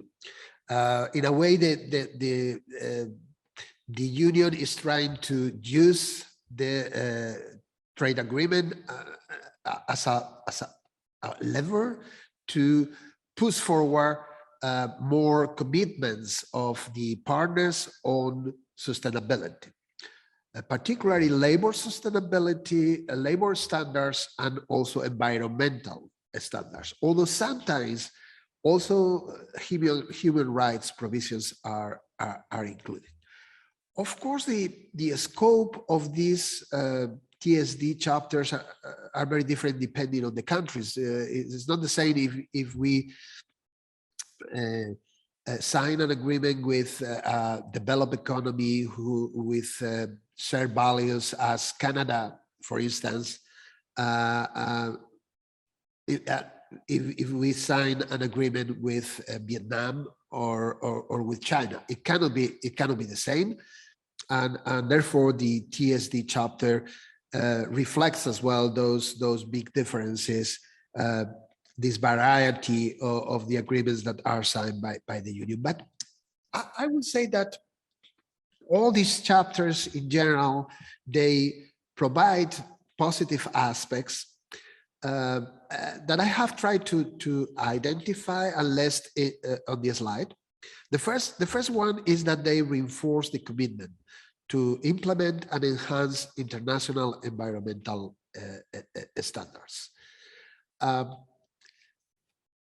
Usually they refer to international agreements that have already been signed by the other parties, but what the agreement, this new trade agreement does is to get a further commitment on effective implementation of those provisions. Second very important key issue is that there is a commitment of both parties not to lower standards to unfairly favor trade.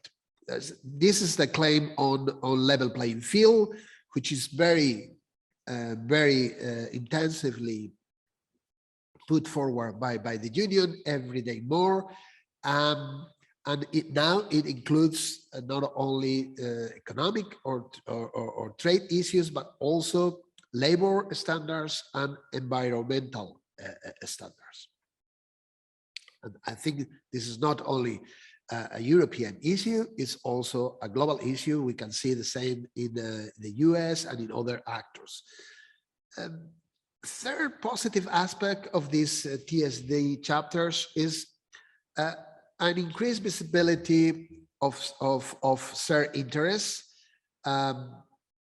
For instance, if we have a look at the agreement between Canada and the EU, both are regarding environmental issues very in favor of higher standards, but in a way, the chapter, what it tries is to visibilize that, to visibilize those certain interests, to show to the whole world that they are prepared to enhance those standards and to defend those standards, and also that there is an intersection between trade and those standards, and that we have to see both parts together. We cannot fully separate them. Finally, all these TSD chapters try to foster participation in the development and application, and also on the control of these policies by civil society, by interest groups and NGOs.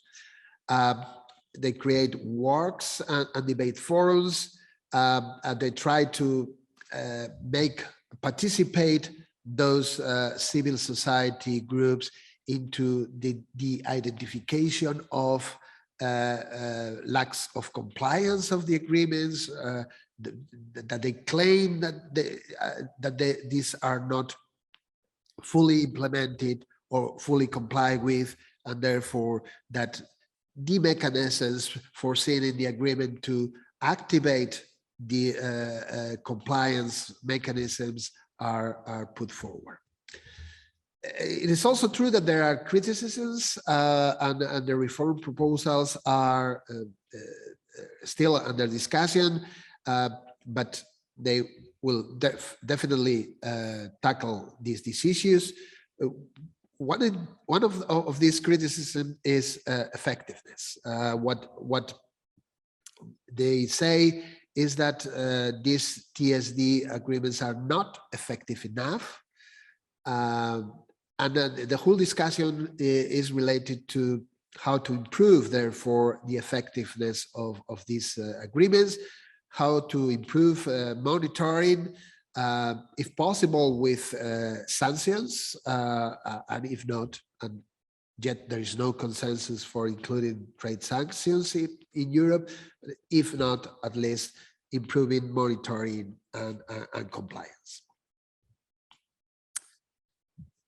If we now look to the TSD chapter in the CAI, the EU-China Comprehensive Agreement on Investments, and we focus mainly on environmental sustainability, not on labor standards. We will comment on that later on. These are the main commitments that are included in the agreement. A commitment not to lower environmental standards in order to attract investments, and an enhanced commitment to implement multilateral agreements for the protection of the environment, including the UN Convention on Climate Change and the Paris Agreement. And it puts in place as well an institutional framework for the participation of civil society, corporate social responsibility of companies, participation of NGOs, and it also creates a mechanism to resolve possible disputes. This is a soft mechanism, so there are consultations between the parties.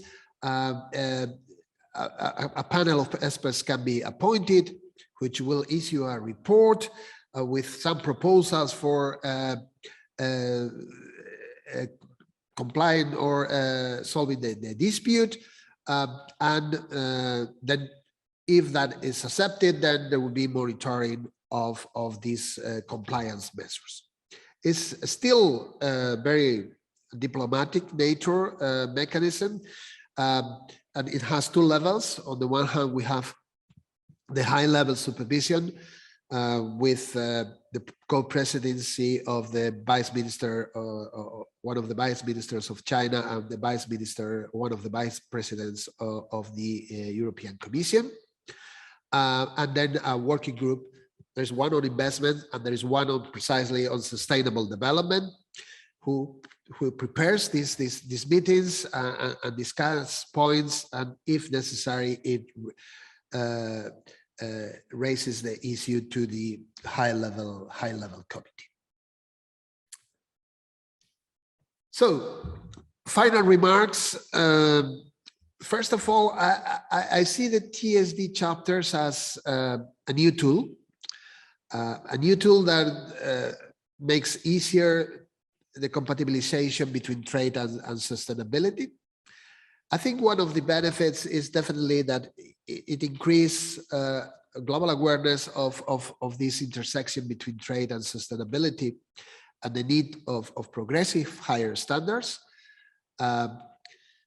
I consider that for the EU, certainly these TSD chapters make more coherent the agreements with the new CCP, which focus more on values. But we have to be realistic. The contribution is positive, but I think it's modest. And it still has to display all its potential. Probably the review, the reform could contribute to make that potential start to materialize. There are for sure positive aspects, as we have seen. The TSD chapters are a driver for enhancing sustainability. They increase visibility of their interests and of these sustainability goals. It reinforces commitment and implementation. It ensures or it enhances as well monitoring and compliance with the possibility of dispute settlement. It also fosters participation of civil society, companies, NGOs. I also think that it promotes this idea of level playing field, of not unloyal competition through labor standards, lowering labor standards and environmental standards. I think it sends the right message. Whether it is effective or not, or effective enough, that's a question certainly that has to be of concern to us. There is certainly room for better monitoring and compliance. It doesn't seem to be sufficient consensus for including sanctions yet, but we have to work on that, and at least to increase monitoring and mechanisms to comply with that with those commitments. And if we focus on the CAI and the TSD in the CAI, I see the TSD chapter there also as a step forward, very modest, even more modest than with other partners. And we can see this if we compare the labor standards provisions with the environmental standard provisions. Of the 8 conventions that the EU usually includes in the TSD chapters for the other party to comply with, 4 of them, China had already ratified them. So there is an agreement in the CAI for enhanced implementation of those already committed, commitments signed or ratified by China. But with regard to the other 4 conventions, there are only best endeavors to explore the possibility of in the future, participate. And the Union has not been able to push forward, therefore, any other commitment by China. In the environmental standard side, yes, there is more commitment by China, probably because there are more shared interests, and therefore there is a commitment on international agreements. There is a commitment on enhance the implementation of the compliance with those agreements, and there is more alignment between the EU and China. I think it shows these shared interests on these environmental standards. The CAI, the TSD in the CAI at the very end shows how difficult it is for the Union to push forward certain very ambitious goals and standards if you are facing someone like China. So it also shows the limitations of this TSD. Still, I think it's a step forward, but we have to be clear, it's very, very modest in the case of China. So thank you very much. I don't know if there are questions or comments. I don't know if Professor Sanmin sees this agreement and this TSD chapter in the same way, with the same perspective or the same opinion as myself, or not.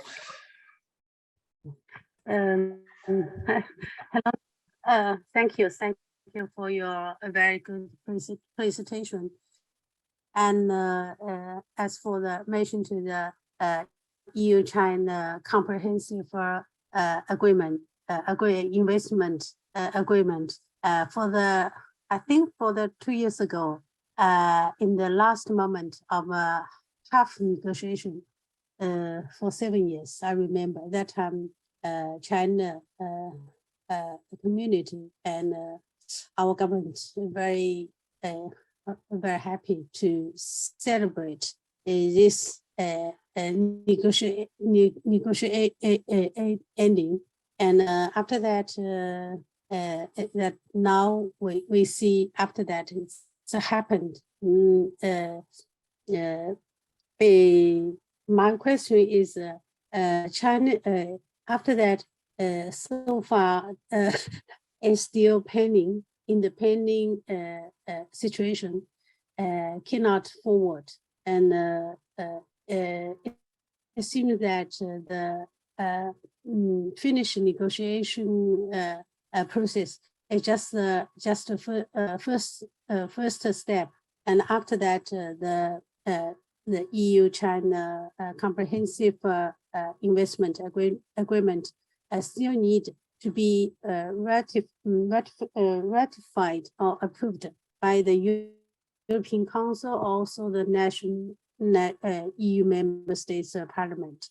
So that's kind of a special situation. My question is, it's happened before. For example, EU has a lot of new generation agreement with the different countries. For example, in the Asia or in the Canada or in the different African countries. That kind of thing has happened. The first question. The second question is, what's the main reason for the EU to so, like you say, moderate or hesitate to push forward the this agreement to implement as promised by two sides? Thank you. That's my question.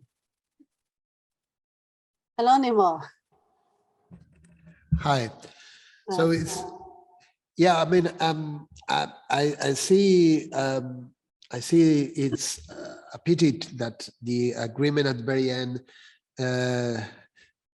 is not implemented, is blocked at the European Parliament.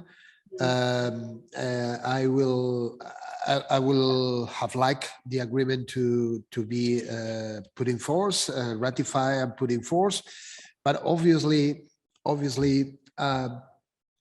this is where we see the intersection of trade and other values, and those other values are every day more important as well for the Union.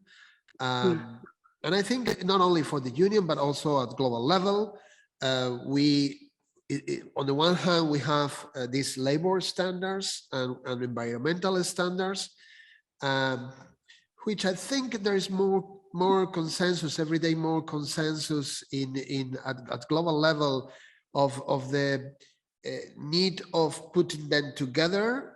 And we may have still differences on which labor standards, but the CAI is a good example of the big differences that are still exist between China and the European Union. But that didn't block the possibility of signing the agreement and ratifying the agreement. And we also get a certain consensus on environmental standards. When we have the second block, human rights, when that enters into action, then we have much more problems because we have very different views on them, and both are essential for each of the parties. So human rights are, of course, very, very key for the Union, and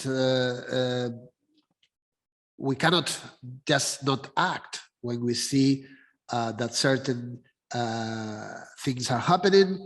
The public opinion will not understand it. The EU institutions will not understand it, and that's at the very end why the agreement is blocked. But I think this might happen more frequently in the next years because of this turning point of the common commercial policy, in which values have more and more importance, and we need more coherence between the internal side and the external side.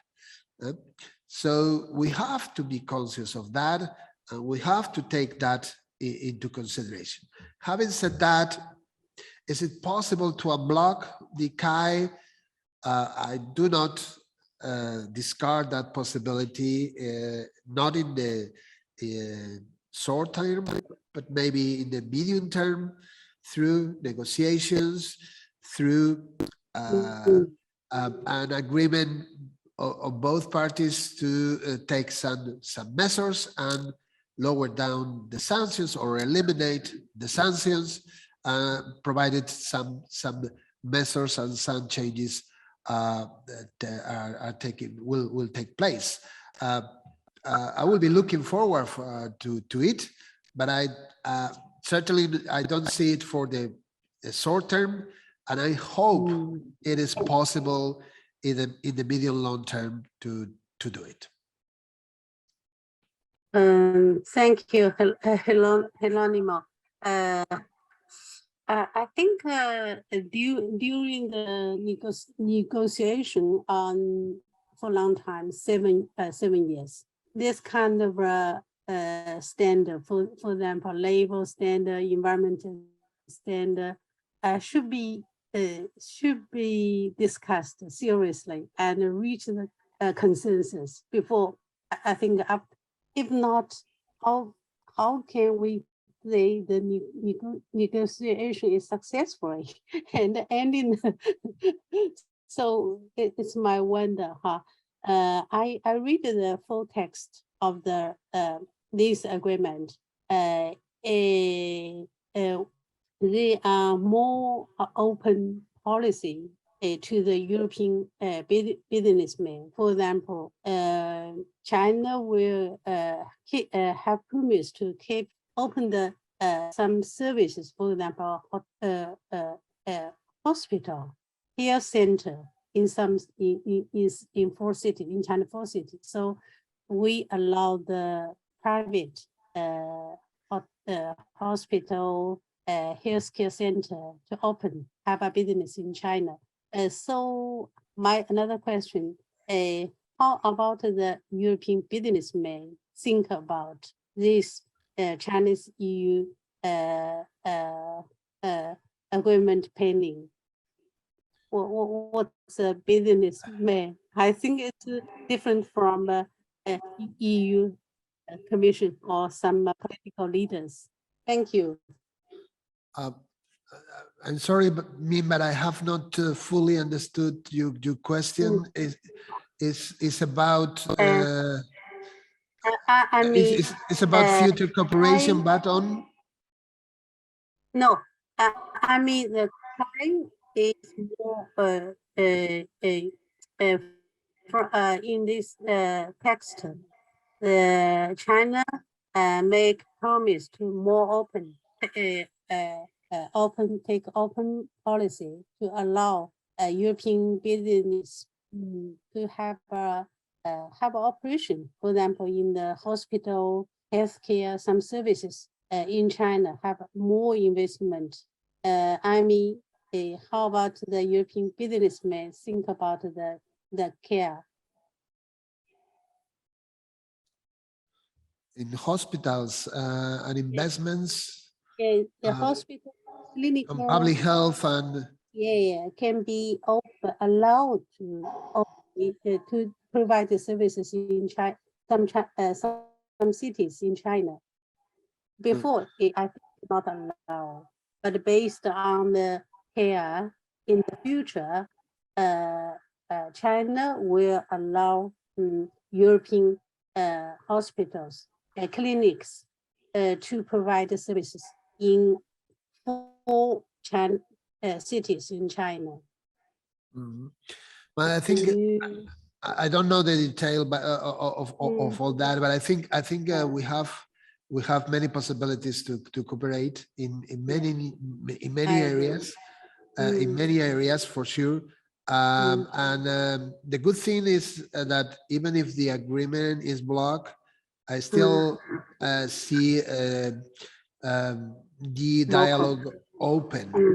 The dialogue is open, and we are still having common meetings, and we are still moving forward in certain issues like climate change, or I was seeing the other day also the financial services. The idea is to identify also other fields for cooperation. The EU, for instance, have identified food security as one of the priorities also for EU-China cooperation. So I think that that dialogue I hope that that dialogue may end up also unblocking the trade agreement, the investment agreement in the future. And I see a lot of potential in this cooperation, of course. Yeah, thank you. Yeah, Yang Kun. 有问题吗？ Okay, 可能我没说清楚。 I may have some comments. Just now, Professor Zhang Ming may mention the market access of enshrined in the CAI. So she may want to mention that Chinese have larger market access, such as in hospital, in financial services, which is more open to EU companies rather than other companies from other jurisdictions. Yes, this might be her comment. And my comment is that these kinds of new chapters on sustainable development, I think that it serves as a leverage in China's, because China's enhance or improve its standards on labor, on human rights. And this is an example that China has just ratified two very important international labor organizations treaties in terms of forced labor. This is a big progress resulting from the CAI, because China want to create a conducive sphere for the ratifications on the progress of CAI. So I think that the to some extent the partners of EU's to enhance its domestic standards on labor and so on. So this is a very important progress. And it is after the last year, the EU's and Korea's disputes on labor standard of the BIT between EU and Korea, and it signals that a transform of this kind of chapters from the soft law to a law with teeth. So it is very interesting that this kind of chapters will serve a more and more important role in the future EU's and EU's trade relationship and investment relationships with its partners. And this is my comment. Thank you. But I fully agree with you that first, China is making progress, no doubt, and I think the EU recognize that. Sometimes we will like more progress and more quickly, but well, of course, I mean that's always a negotiation, yeah, and it's part of the game as well, particularly with certain issues. Maybe we don't have so much patience, or we have to make very strong statements, also because that's what is on our heart or on the core of our society. But we certainly recognize that China is making a lot of progress, and we are very happy about it, and we think that still China can do much more in the future. So no doubt at all. Yeah, yes, and these chapters provided in the CAI is now serving as a motor or a leverage to help China to enhance itself in terms of the labor standards and environmental standards. So I think that it works, and it works well in the future. Yeah. Thank you. Yeah, yes, and I think it will be even more relevant in the future with the review One it has entered into force. I'm sure that the EU will be insisting on it, and it's not only the EU but also other actors. So we are seeing as well a convergence of many actors using these type of tools also to enhance labor and environmental standards. And let's hope that again here, what this trend shows or will show is that at the very end, we may get an agreement on a multilateral, let's say, consensus about certain very, very important issues. So thank you very much for your questions and for your participation. And we are going to move now to the second block of this second session. Luis Rodrigo, who is a lecturer in EU and International Relations at CEU San Pablo University in Madrid, will be presenting on greening of EU Common Agricultural Policy. Luis, welcome to the session. And if you want to share your presentation, you have the floor. Okay, I'm going to share the presentations on my computer. I think here. Okay, can you see the presentation? Yes, we can see it. Yes. Yeah. Perfect. Go ahead. Okay, so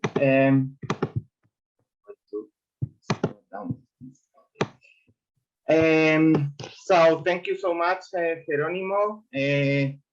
Innanzitutto voglio ringraziare l'Istituto Universitario di Florencia per ospitare questo Summer University, and I would like to thank also the Royal University Institute of the CEU San Pablo University for giving the opportunity to me of talk in this important forum. So I will talk about the greening EU agricultural policy. And first of all, I would like to start by saying that, or by remarking the existing link between healthy individuals, healthy societies, and a healthy planet, relating the sustainable food system and the heart, which is at the heart of the European Green Deal. As you can already, or as you already know, the European Green Deal is one of the most important and ambitious strategies launched by the European Commission in the last time, and it has been designated not only to care nature, as it can appear prima facie, and as the then candidate for the presidency of the Commission talk in the European Parliament during the 2019 speech, but the European Green Deal also tried to boost the European economy, improve people's health, and provide quality of life for all of us, especially in a particular context of recovery from the COVID-19 pandemic. So, by itself, the European Union geography covers over 4 million square kilometers, and around of the half of this total area belongs to farmland. Okay, so it means that over 2 million square kilometers of the European Union is dedicated to agriculture purposes. So due to this dimension, the European agriculture sector has been playing, and of course should be continue playing, a decisive role in the European Union daily life, that it is called also, and it is called to be played also more and more in the future. The reason for that is simple. Farming activities are so affected by the climate events, as we can see now in this summer, now in Spain, with these dramatic events in the forests of some places of our country, and the state of the environment, but also because agricultural activities are impacting on soils, water, air quality, and biodiversity in the 27 member states. In this regard, the reform of the Common Agricultural Policy, known as CAP, has emerged as an opportunity to improve the sector's efficiency and environmental performance. Of course, we have to say also that the European agricultural food system is already a global standard in terms of safety, security of supply, nutrition, and quality for the around 450 million of European citizens. But the point here is that it must also become a global standard for sustainability right now, as a shift to a sustainable food system within the European Union can bring environmental, health, and social benefits for all of us, for all the European citizens, as well as offer fair economic gains. For that purpose, the European Commission, led by President Ursula von der Leyen, has set 4 goals in its commitment towards a greener European agriculture. The first one is to ensure food security in the face of climate change and biodiversity loss. The second one is to reduce the environmental and climate footprint of the European Union food system. The third one, as you can see in the presentation, is to strengthen the European Union food system resilience. And the fourth one is lead a global transformation towards competitive sustainability from farm to fork. And this, and here we have this strategy called from farm to fork strategy, which focuses on sustainable nutrition and aims to set green ambitious targets by 2030, such as, for example, the reduction of the use of synthetic pesticides by 50%, the reduction of fertilizers by 20%, the sale of antimicrobials by 50% too, and dedicate the as minimum of 10% of the European Union farmed land to the protection of biodiversity. It means that if you have this data of more than 4 million of square kilometers in the European Union, the extension of the 10% that I have just mentioned of farmed land is an extension equivalent to some of the total surface of the 3 member states, in particular Germany, Netherlands, and Belgium. So it is a very big surface in comparative terms. Over the past 10 years, the European agriculture sector has been made significant steps towards a more sustainable future without impacting its capacity of supply quality food. And for instance, you have here in this presentation some data relating to this evolution during the last decade. In 2019, pesticide sales have declined by almost 30,000 tons, which is a reduction of 7% compared to 2011. Greenhouse gas emissions were in 2019 around 435 million tons of CO2 equivalent, a 25% decrease compared to 30 years ago. The area under organic production reached 30.8 million hectares in 2019, following an annual increment of 5.5% over the period 2012-2019. Over the last 10 years, or the last decade, the European Union organic food and drink market has doubled its size, worth around 41 billion euros in 2019. The gross value added of the European agriculture production reached 224 billion euros in 2019, an increasement of 19% compared to 10 years ago. The European EU agri-food products trade balance recorded an annual growth of almost 10% in average between 2010 and 2020, reaching 62 billion euros of net trade in 2020. In the meantime, climate change and biodiversity loss are already impacting our agriculture, as shows that the 50% of land in the European Union cultivated with crops dependent on pollinators is facing a pollination deficit. Droughts are costing an average of 9 billion euros a year in economic damage to agriculture, energy, and public water supply. Antimicrobial resistance linked to extensive and inappropriate use in animal and human healthcare is leading to an estimated 33,000 human deaths a year in Europe, and global mean crop yields of rice, maize, and wheat are projected to decrease from -3 to -10% per degree of warming. Now I'm going to talk a little bit about the new common agricultural policy and just some historical data.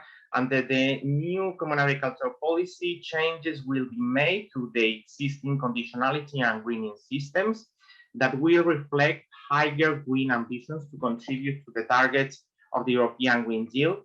This includes the introduction of eco schemes which will provide stronger incentives for climate and environmental friendly agricultural practices. And last December 2nd, 2021, less than a year ago, following extensive negotiations between the three main institutions, the European Parliament, the Council of the European Union, and the European Commission, the agreement of reforms of the Common Agricultural Policy was formally adopted.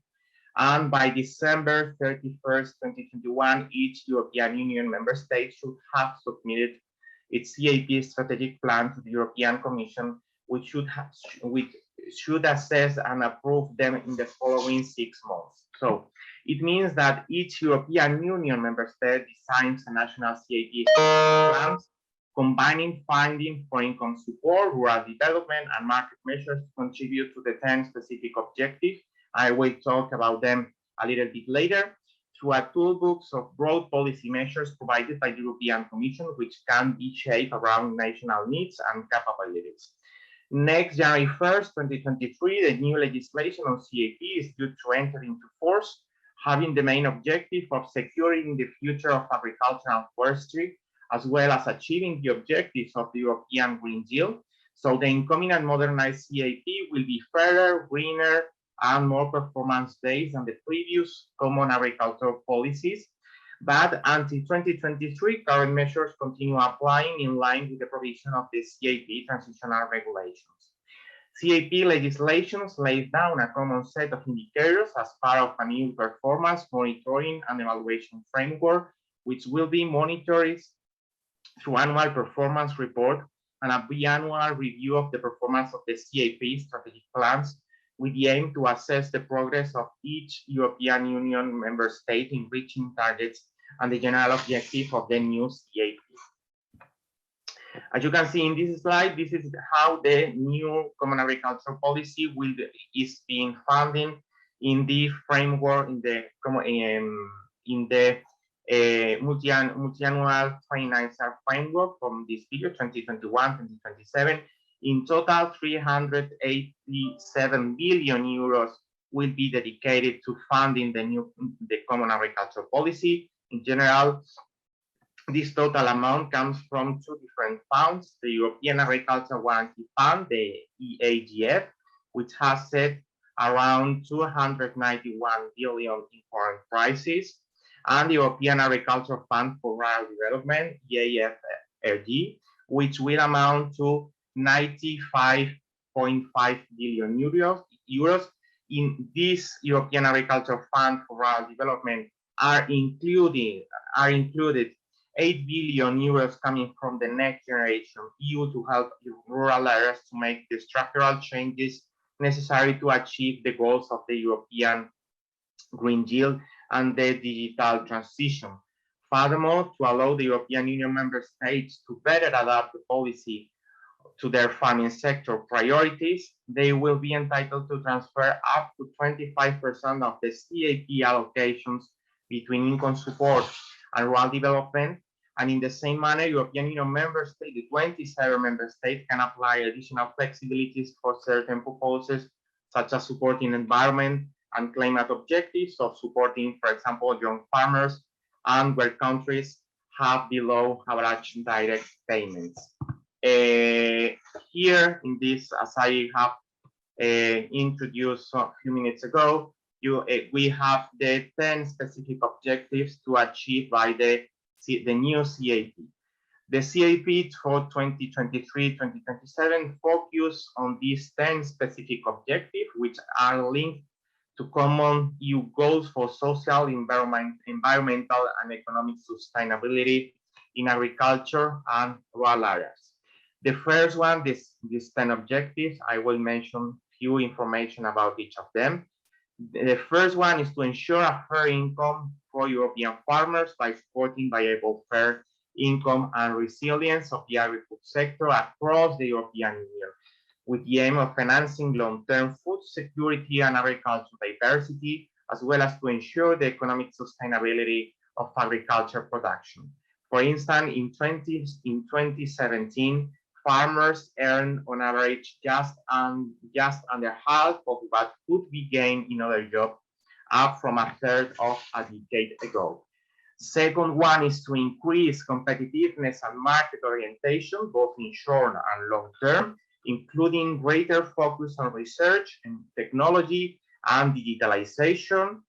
Third, improve the position of farmers in the food chain through measures such as strengthening cooperation among farmers, increasing market transparency, and ensuring effective mechanisms, again, on fair trading practices. The fourth one is to contribute on climate change mitigation and adaptation by reducing greenhouse gas emission and enhancing carbon sequestration, as well as promoting sustainability energy. Additionally, in these four objectives, it would be explore the risk that the climate change is posing to the agriculture.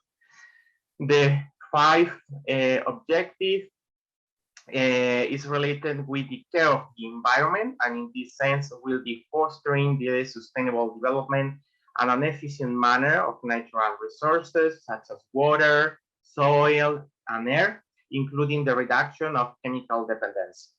In this regard, just keep in your minds that the agricultural soils in the European Union contains the equivalent of 51 billion tons of CO2, which is significantly more than the greenhouse gases emitted each year by the 27 member states of the European Union.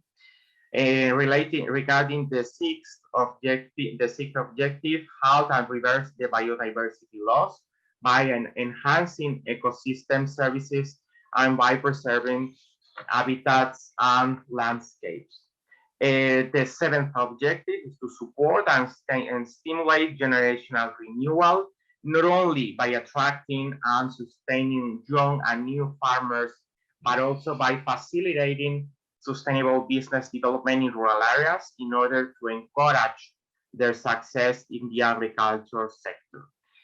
Eighth objective, provide jobs, growth, and equality. This question is important, the file of the equality in rural areas, and it will, or it's tried to be achieved by including the participation of women in farming by promoting social inclusion and local development in rural areas and stimulating the circular bioeconomy and sustainable forestry, for example. Here, the CAP is called to play a significant role in alleviating some of the unemployment and poverty pressures existing on rural areas, as a report of the World Bank has recently demonstrated.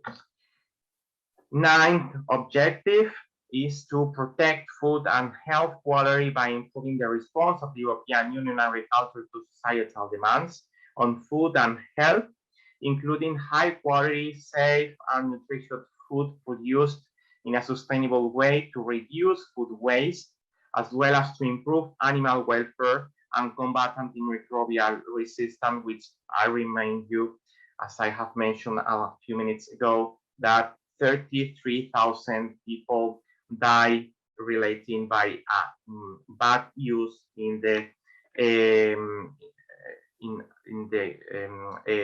or is due to antimicrobial resistance both in farm and in people.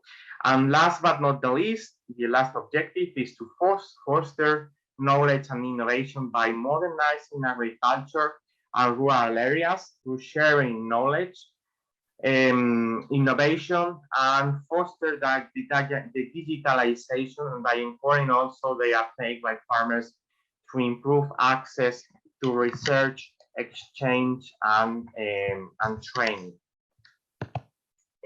Okay, now I want to point your attention in which, in my opinion, are three of the more prominent features of the new Common Agricultural Policy.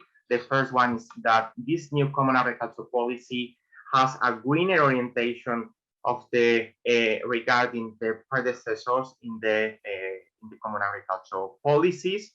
As I have already mentioned, it will support agricultural marketing a much stronger contribution to the goals of the European Green Deal. For example, I just want to mention some points.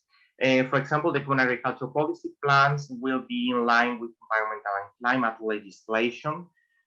In its CAP strategic plan, each European Union member states will be obliged to display a higher ambition on environmental and climate action compared to the previous programming period, and will be required to update the plan when climate and environmental legislation is modified. Also, national CAP strategic plans will contribute to the Green Deal targets for the middle target set for 2030, with this final goal of climate neutrality by 2050. And in this sense, the common agricultural policy recommendations set out how this contribution is or will be expected. Beneficiaries of the common agricultural policy will have their payments linked to a stronger set of mandatory requirements. For instance, on every farm, at least 3% of arable land will and should be dedicated to biodiversity and non-productive elements, with a possibility to receive support via eco schemes to achieve 7% of the total surface of this total arable land. Wetlands and peatlands will also be protected under this new scope, and at least 25%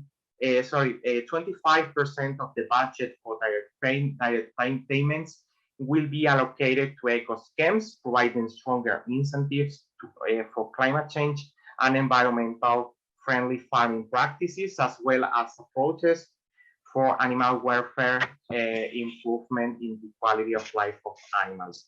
At least 35% of funds will be allocated to measures to support climate, biodiversity, environment, and animal welfare. In the fruit and vegetable sector, operational programs will allocate at least 15% of their expenditure towards environment, compared to the previous 10% under the current programming period.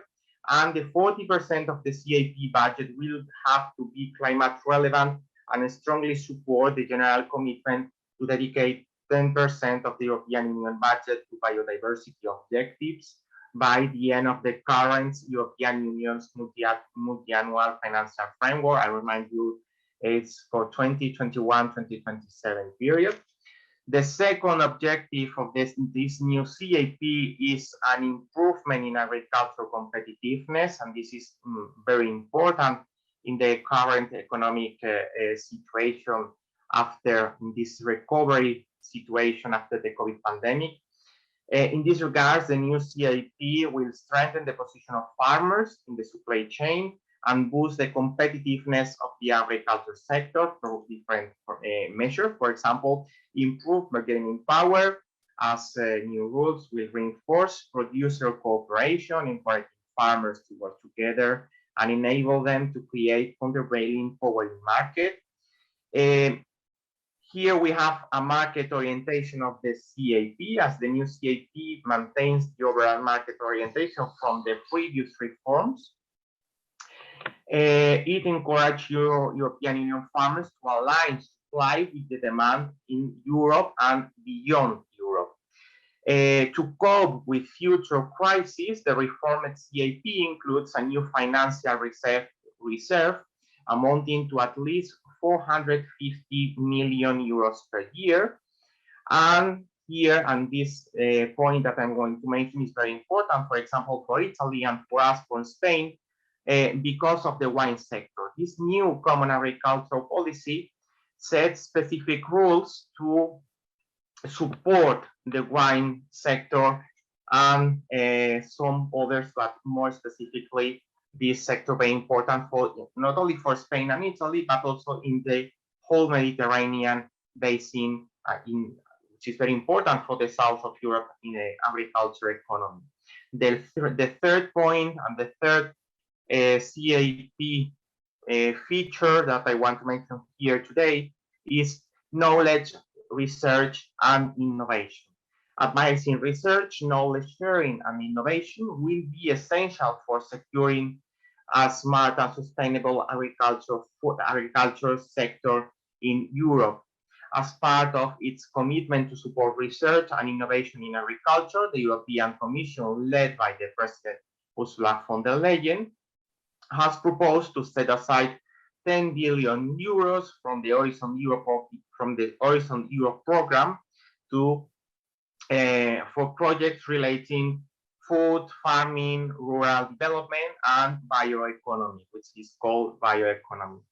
This reforms CAP will benefit from the increased investment incorporating stronger agricultural knowledge and innovation system, the so-called AKIS, to boost the development of innovation projects in order to disseminate their results and to encourage their use as widely as possible in this and within this sector.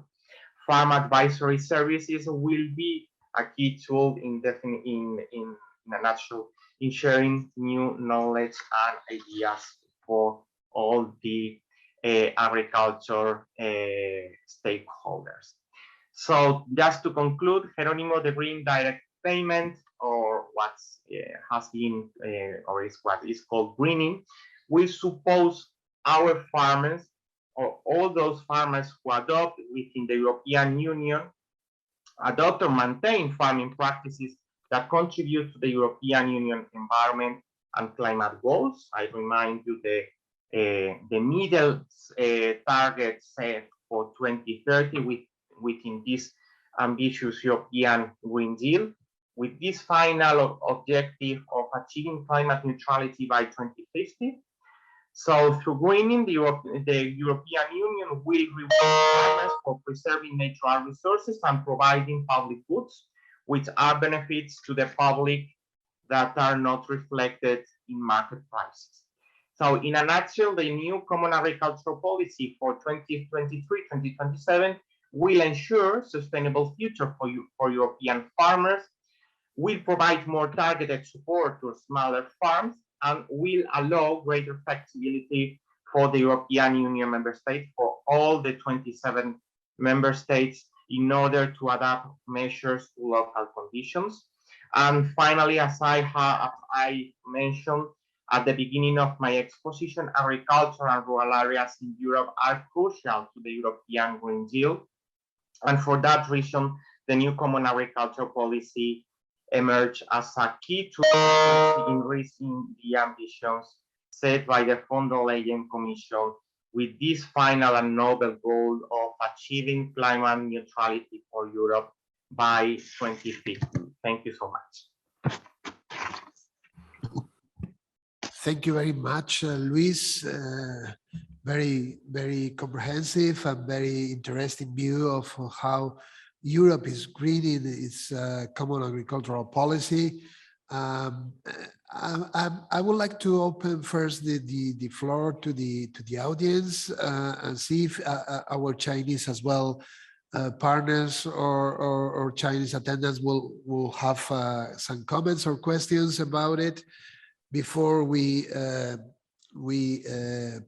also open to others.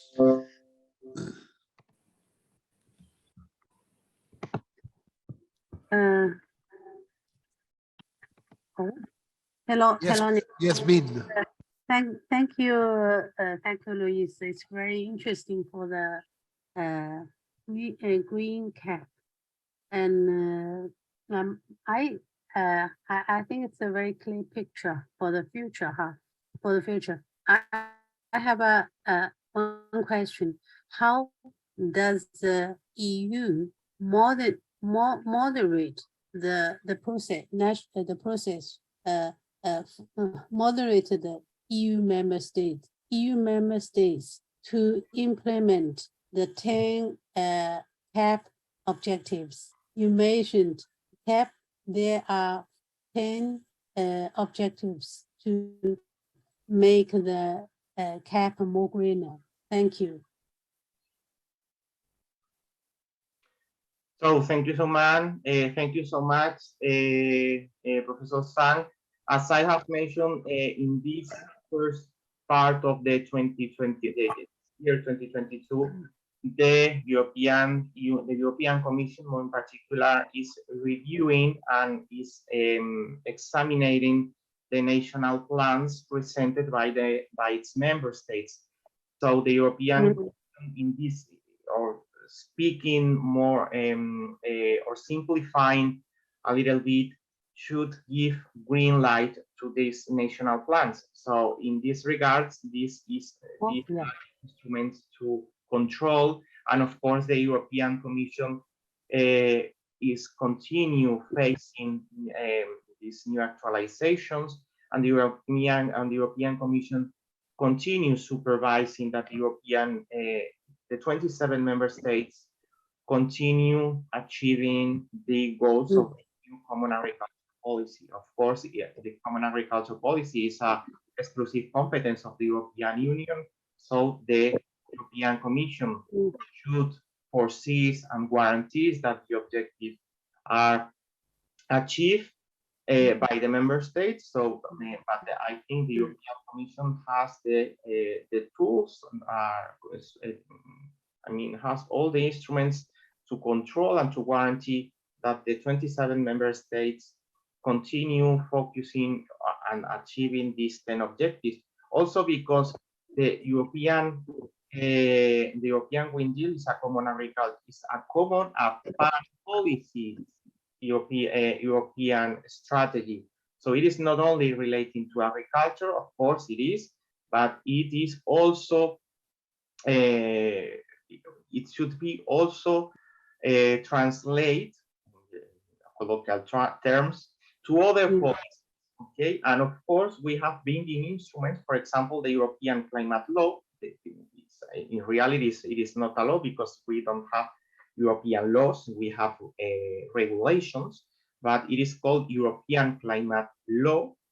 And it is a binding instrument for the European Union to control and to guarantee that the objectives, these middle objectives included in these middle targets for 2030 are achieved. It will be in a same manner, in a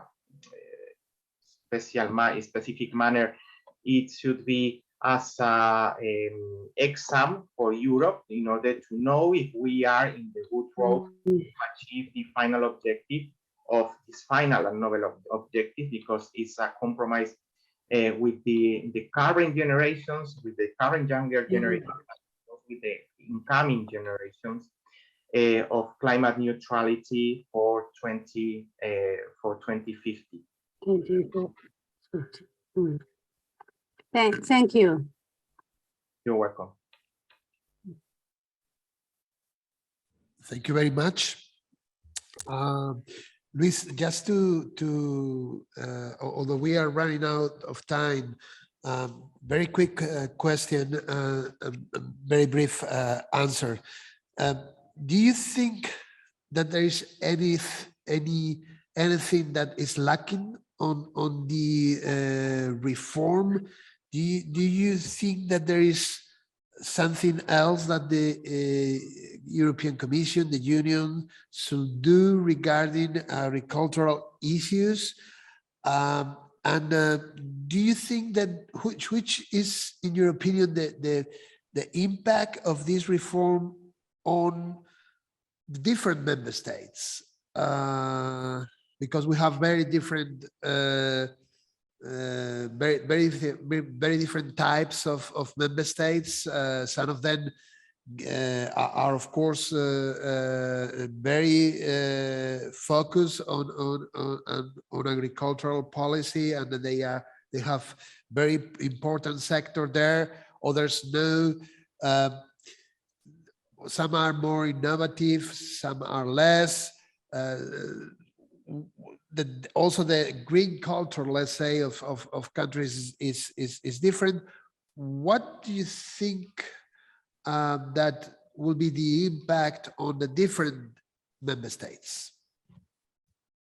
Yeah, of course, as Jerónimo has said, We have member states with a very important agriculture sector for the economy. For example, all the Mediterranean countries, for example, Italy, of course, France, the paradigmatic case, all these problems with the Spanish accession to the EU relate because of the common agricultural policy and the importance of the Spanish agriculture sector. In my opinion, what for me is more important or more relevant of this new common agricultural policy regarding the previous one is that for the first time, of course, for the first time, because the common agriculture, the European Green Deal is a newest strategy. But for me, the most important is the green, this green color of the common agricultural policy.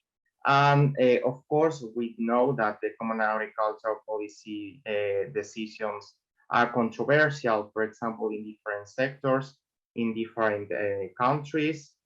But for me, I would highlight just 2 or 3 points among these 10 objectives of the common agricultural policy. For example, the first one is the greener ambition of this new common agricultural policy. This transfusion of knowledge and the promotion of younger farmers, okay, because in some rural areas, we know that of course older people and time pass and new generations should take or should be dedicated to feed Europe, no? And if we do not place these new generations in the road of course, agriculture should offer opportunities for new generations, because if not, they will not be dedicated to these proposals. But through a modernizations and younger implication of these young farmers into the agriculture sector, and of course, what I think it was the 8th objective. It's for me the last of the most 3 important objective was to promote growth, equality, and also in rural areas, and try to use this agriculture tool to stimulate and to offer opportunities also for rural areas, no? Because no one, as the president von der Leyen Commission repeats, no one should be behind, no? And the European Union offers opportunities for all the citizens, and in all these citizens should be included younger people and rural areas and rural societies. Thank you very much, Luis. Thank you very much to all of you. We have definitely run out of time.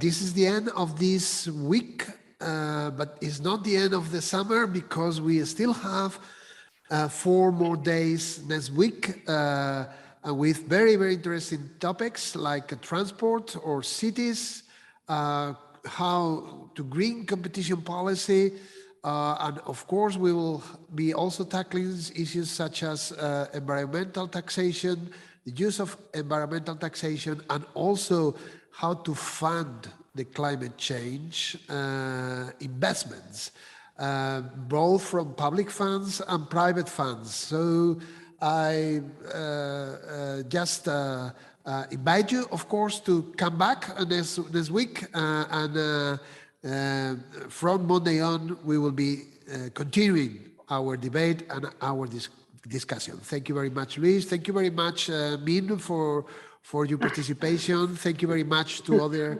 Chinese colleagues and European colleagues for this great first week. Thank you very much. Thank you, Jerónimo, and have a nice weekend in Florence.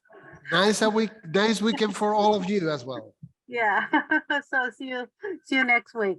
We'll continue. Very interesting topics. I saw the agenda. There are a lot of experts. Very interesting. I will continue. So see you. See you next Monday.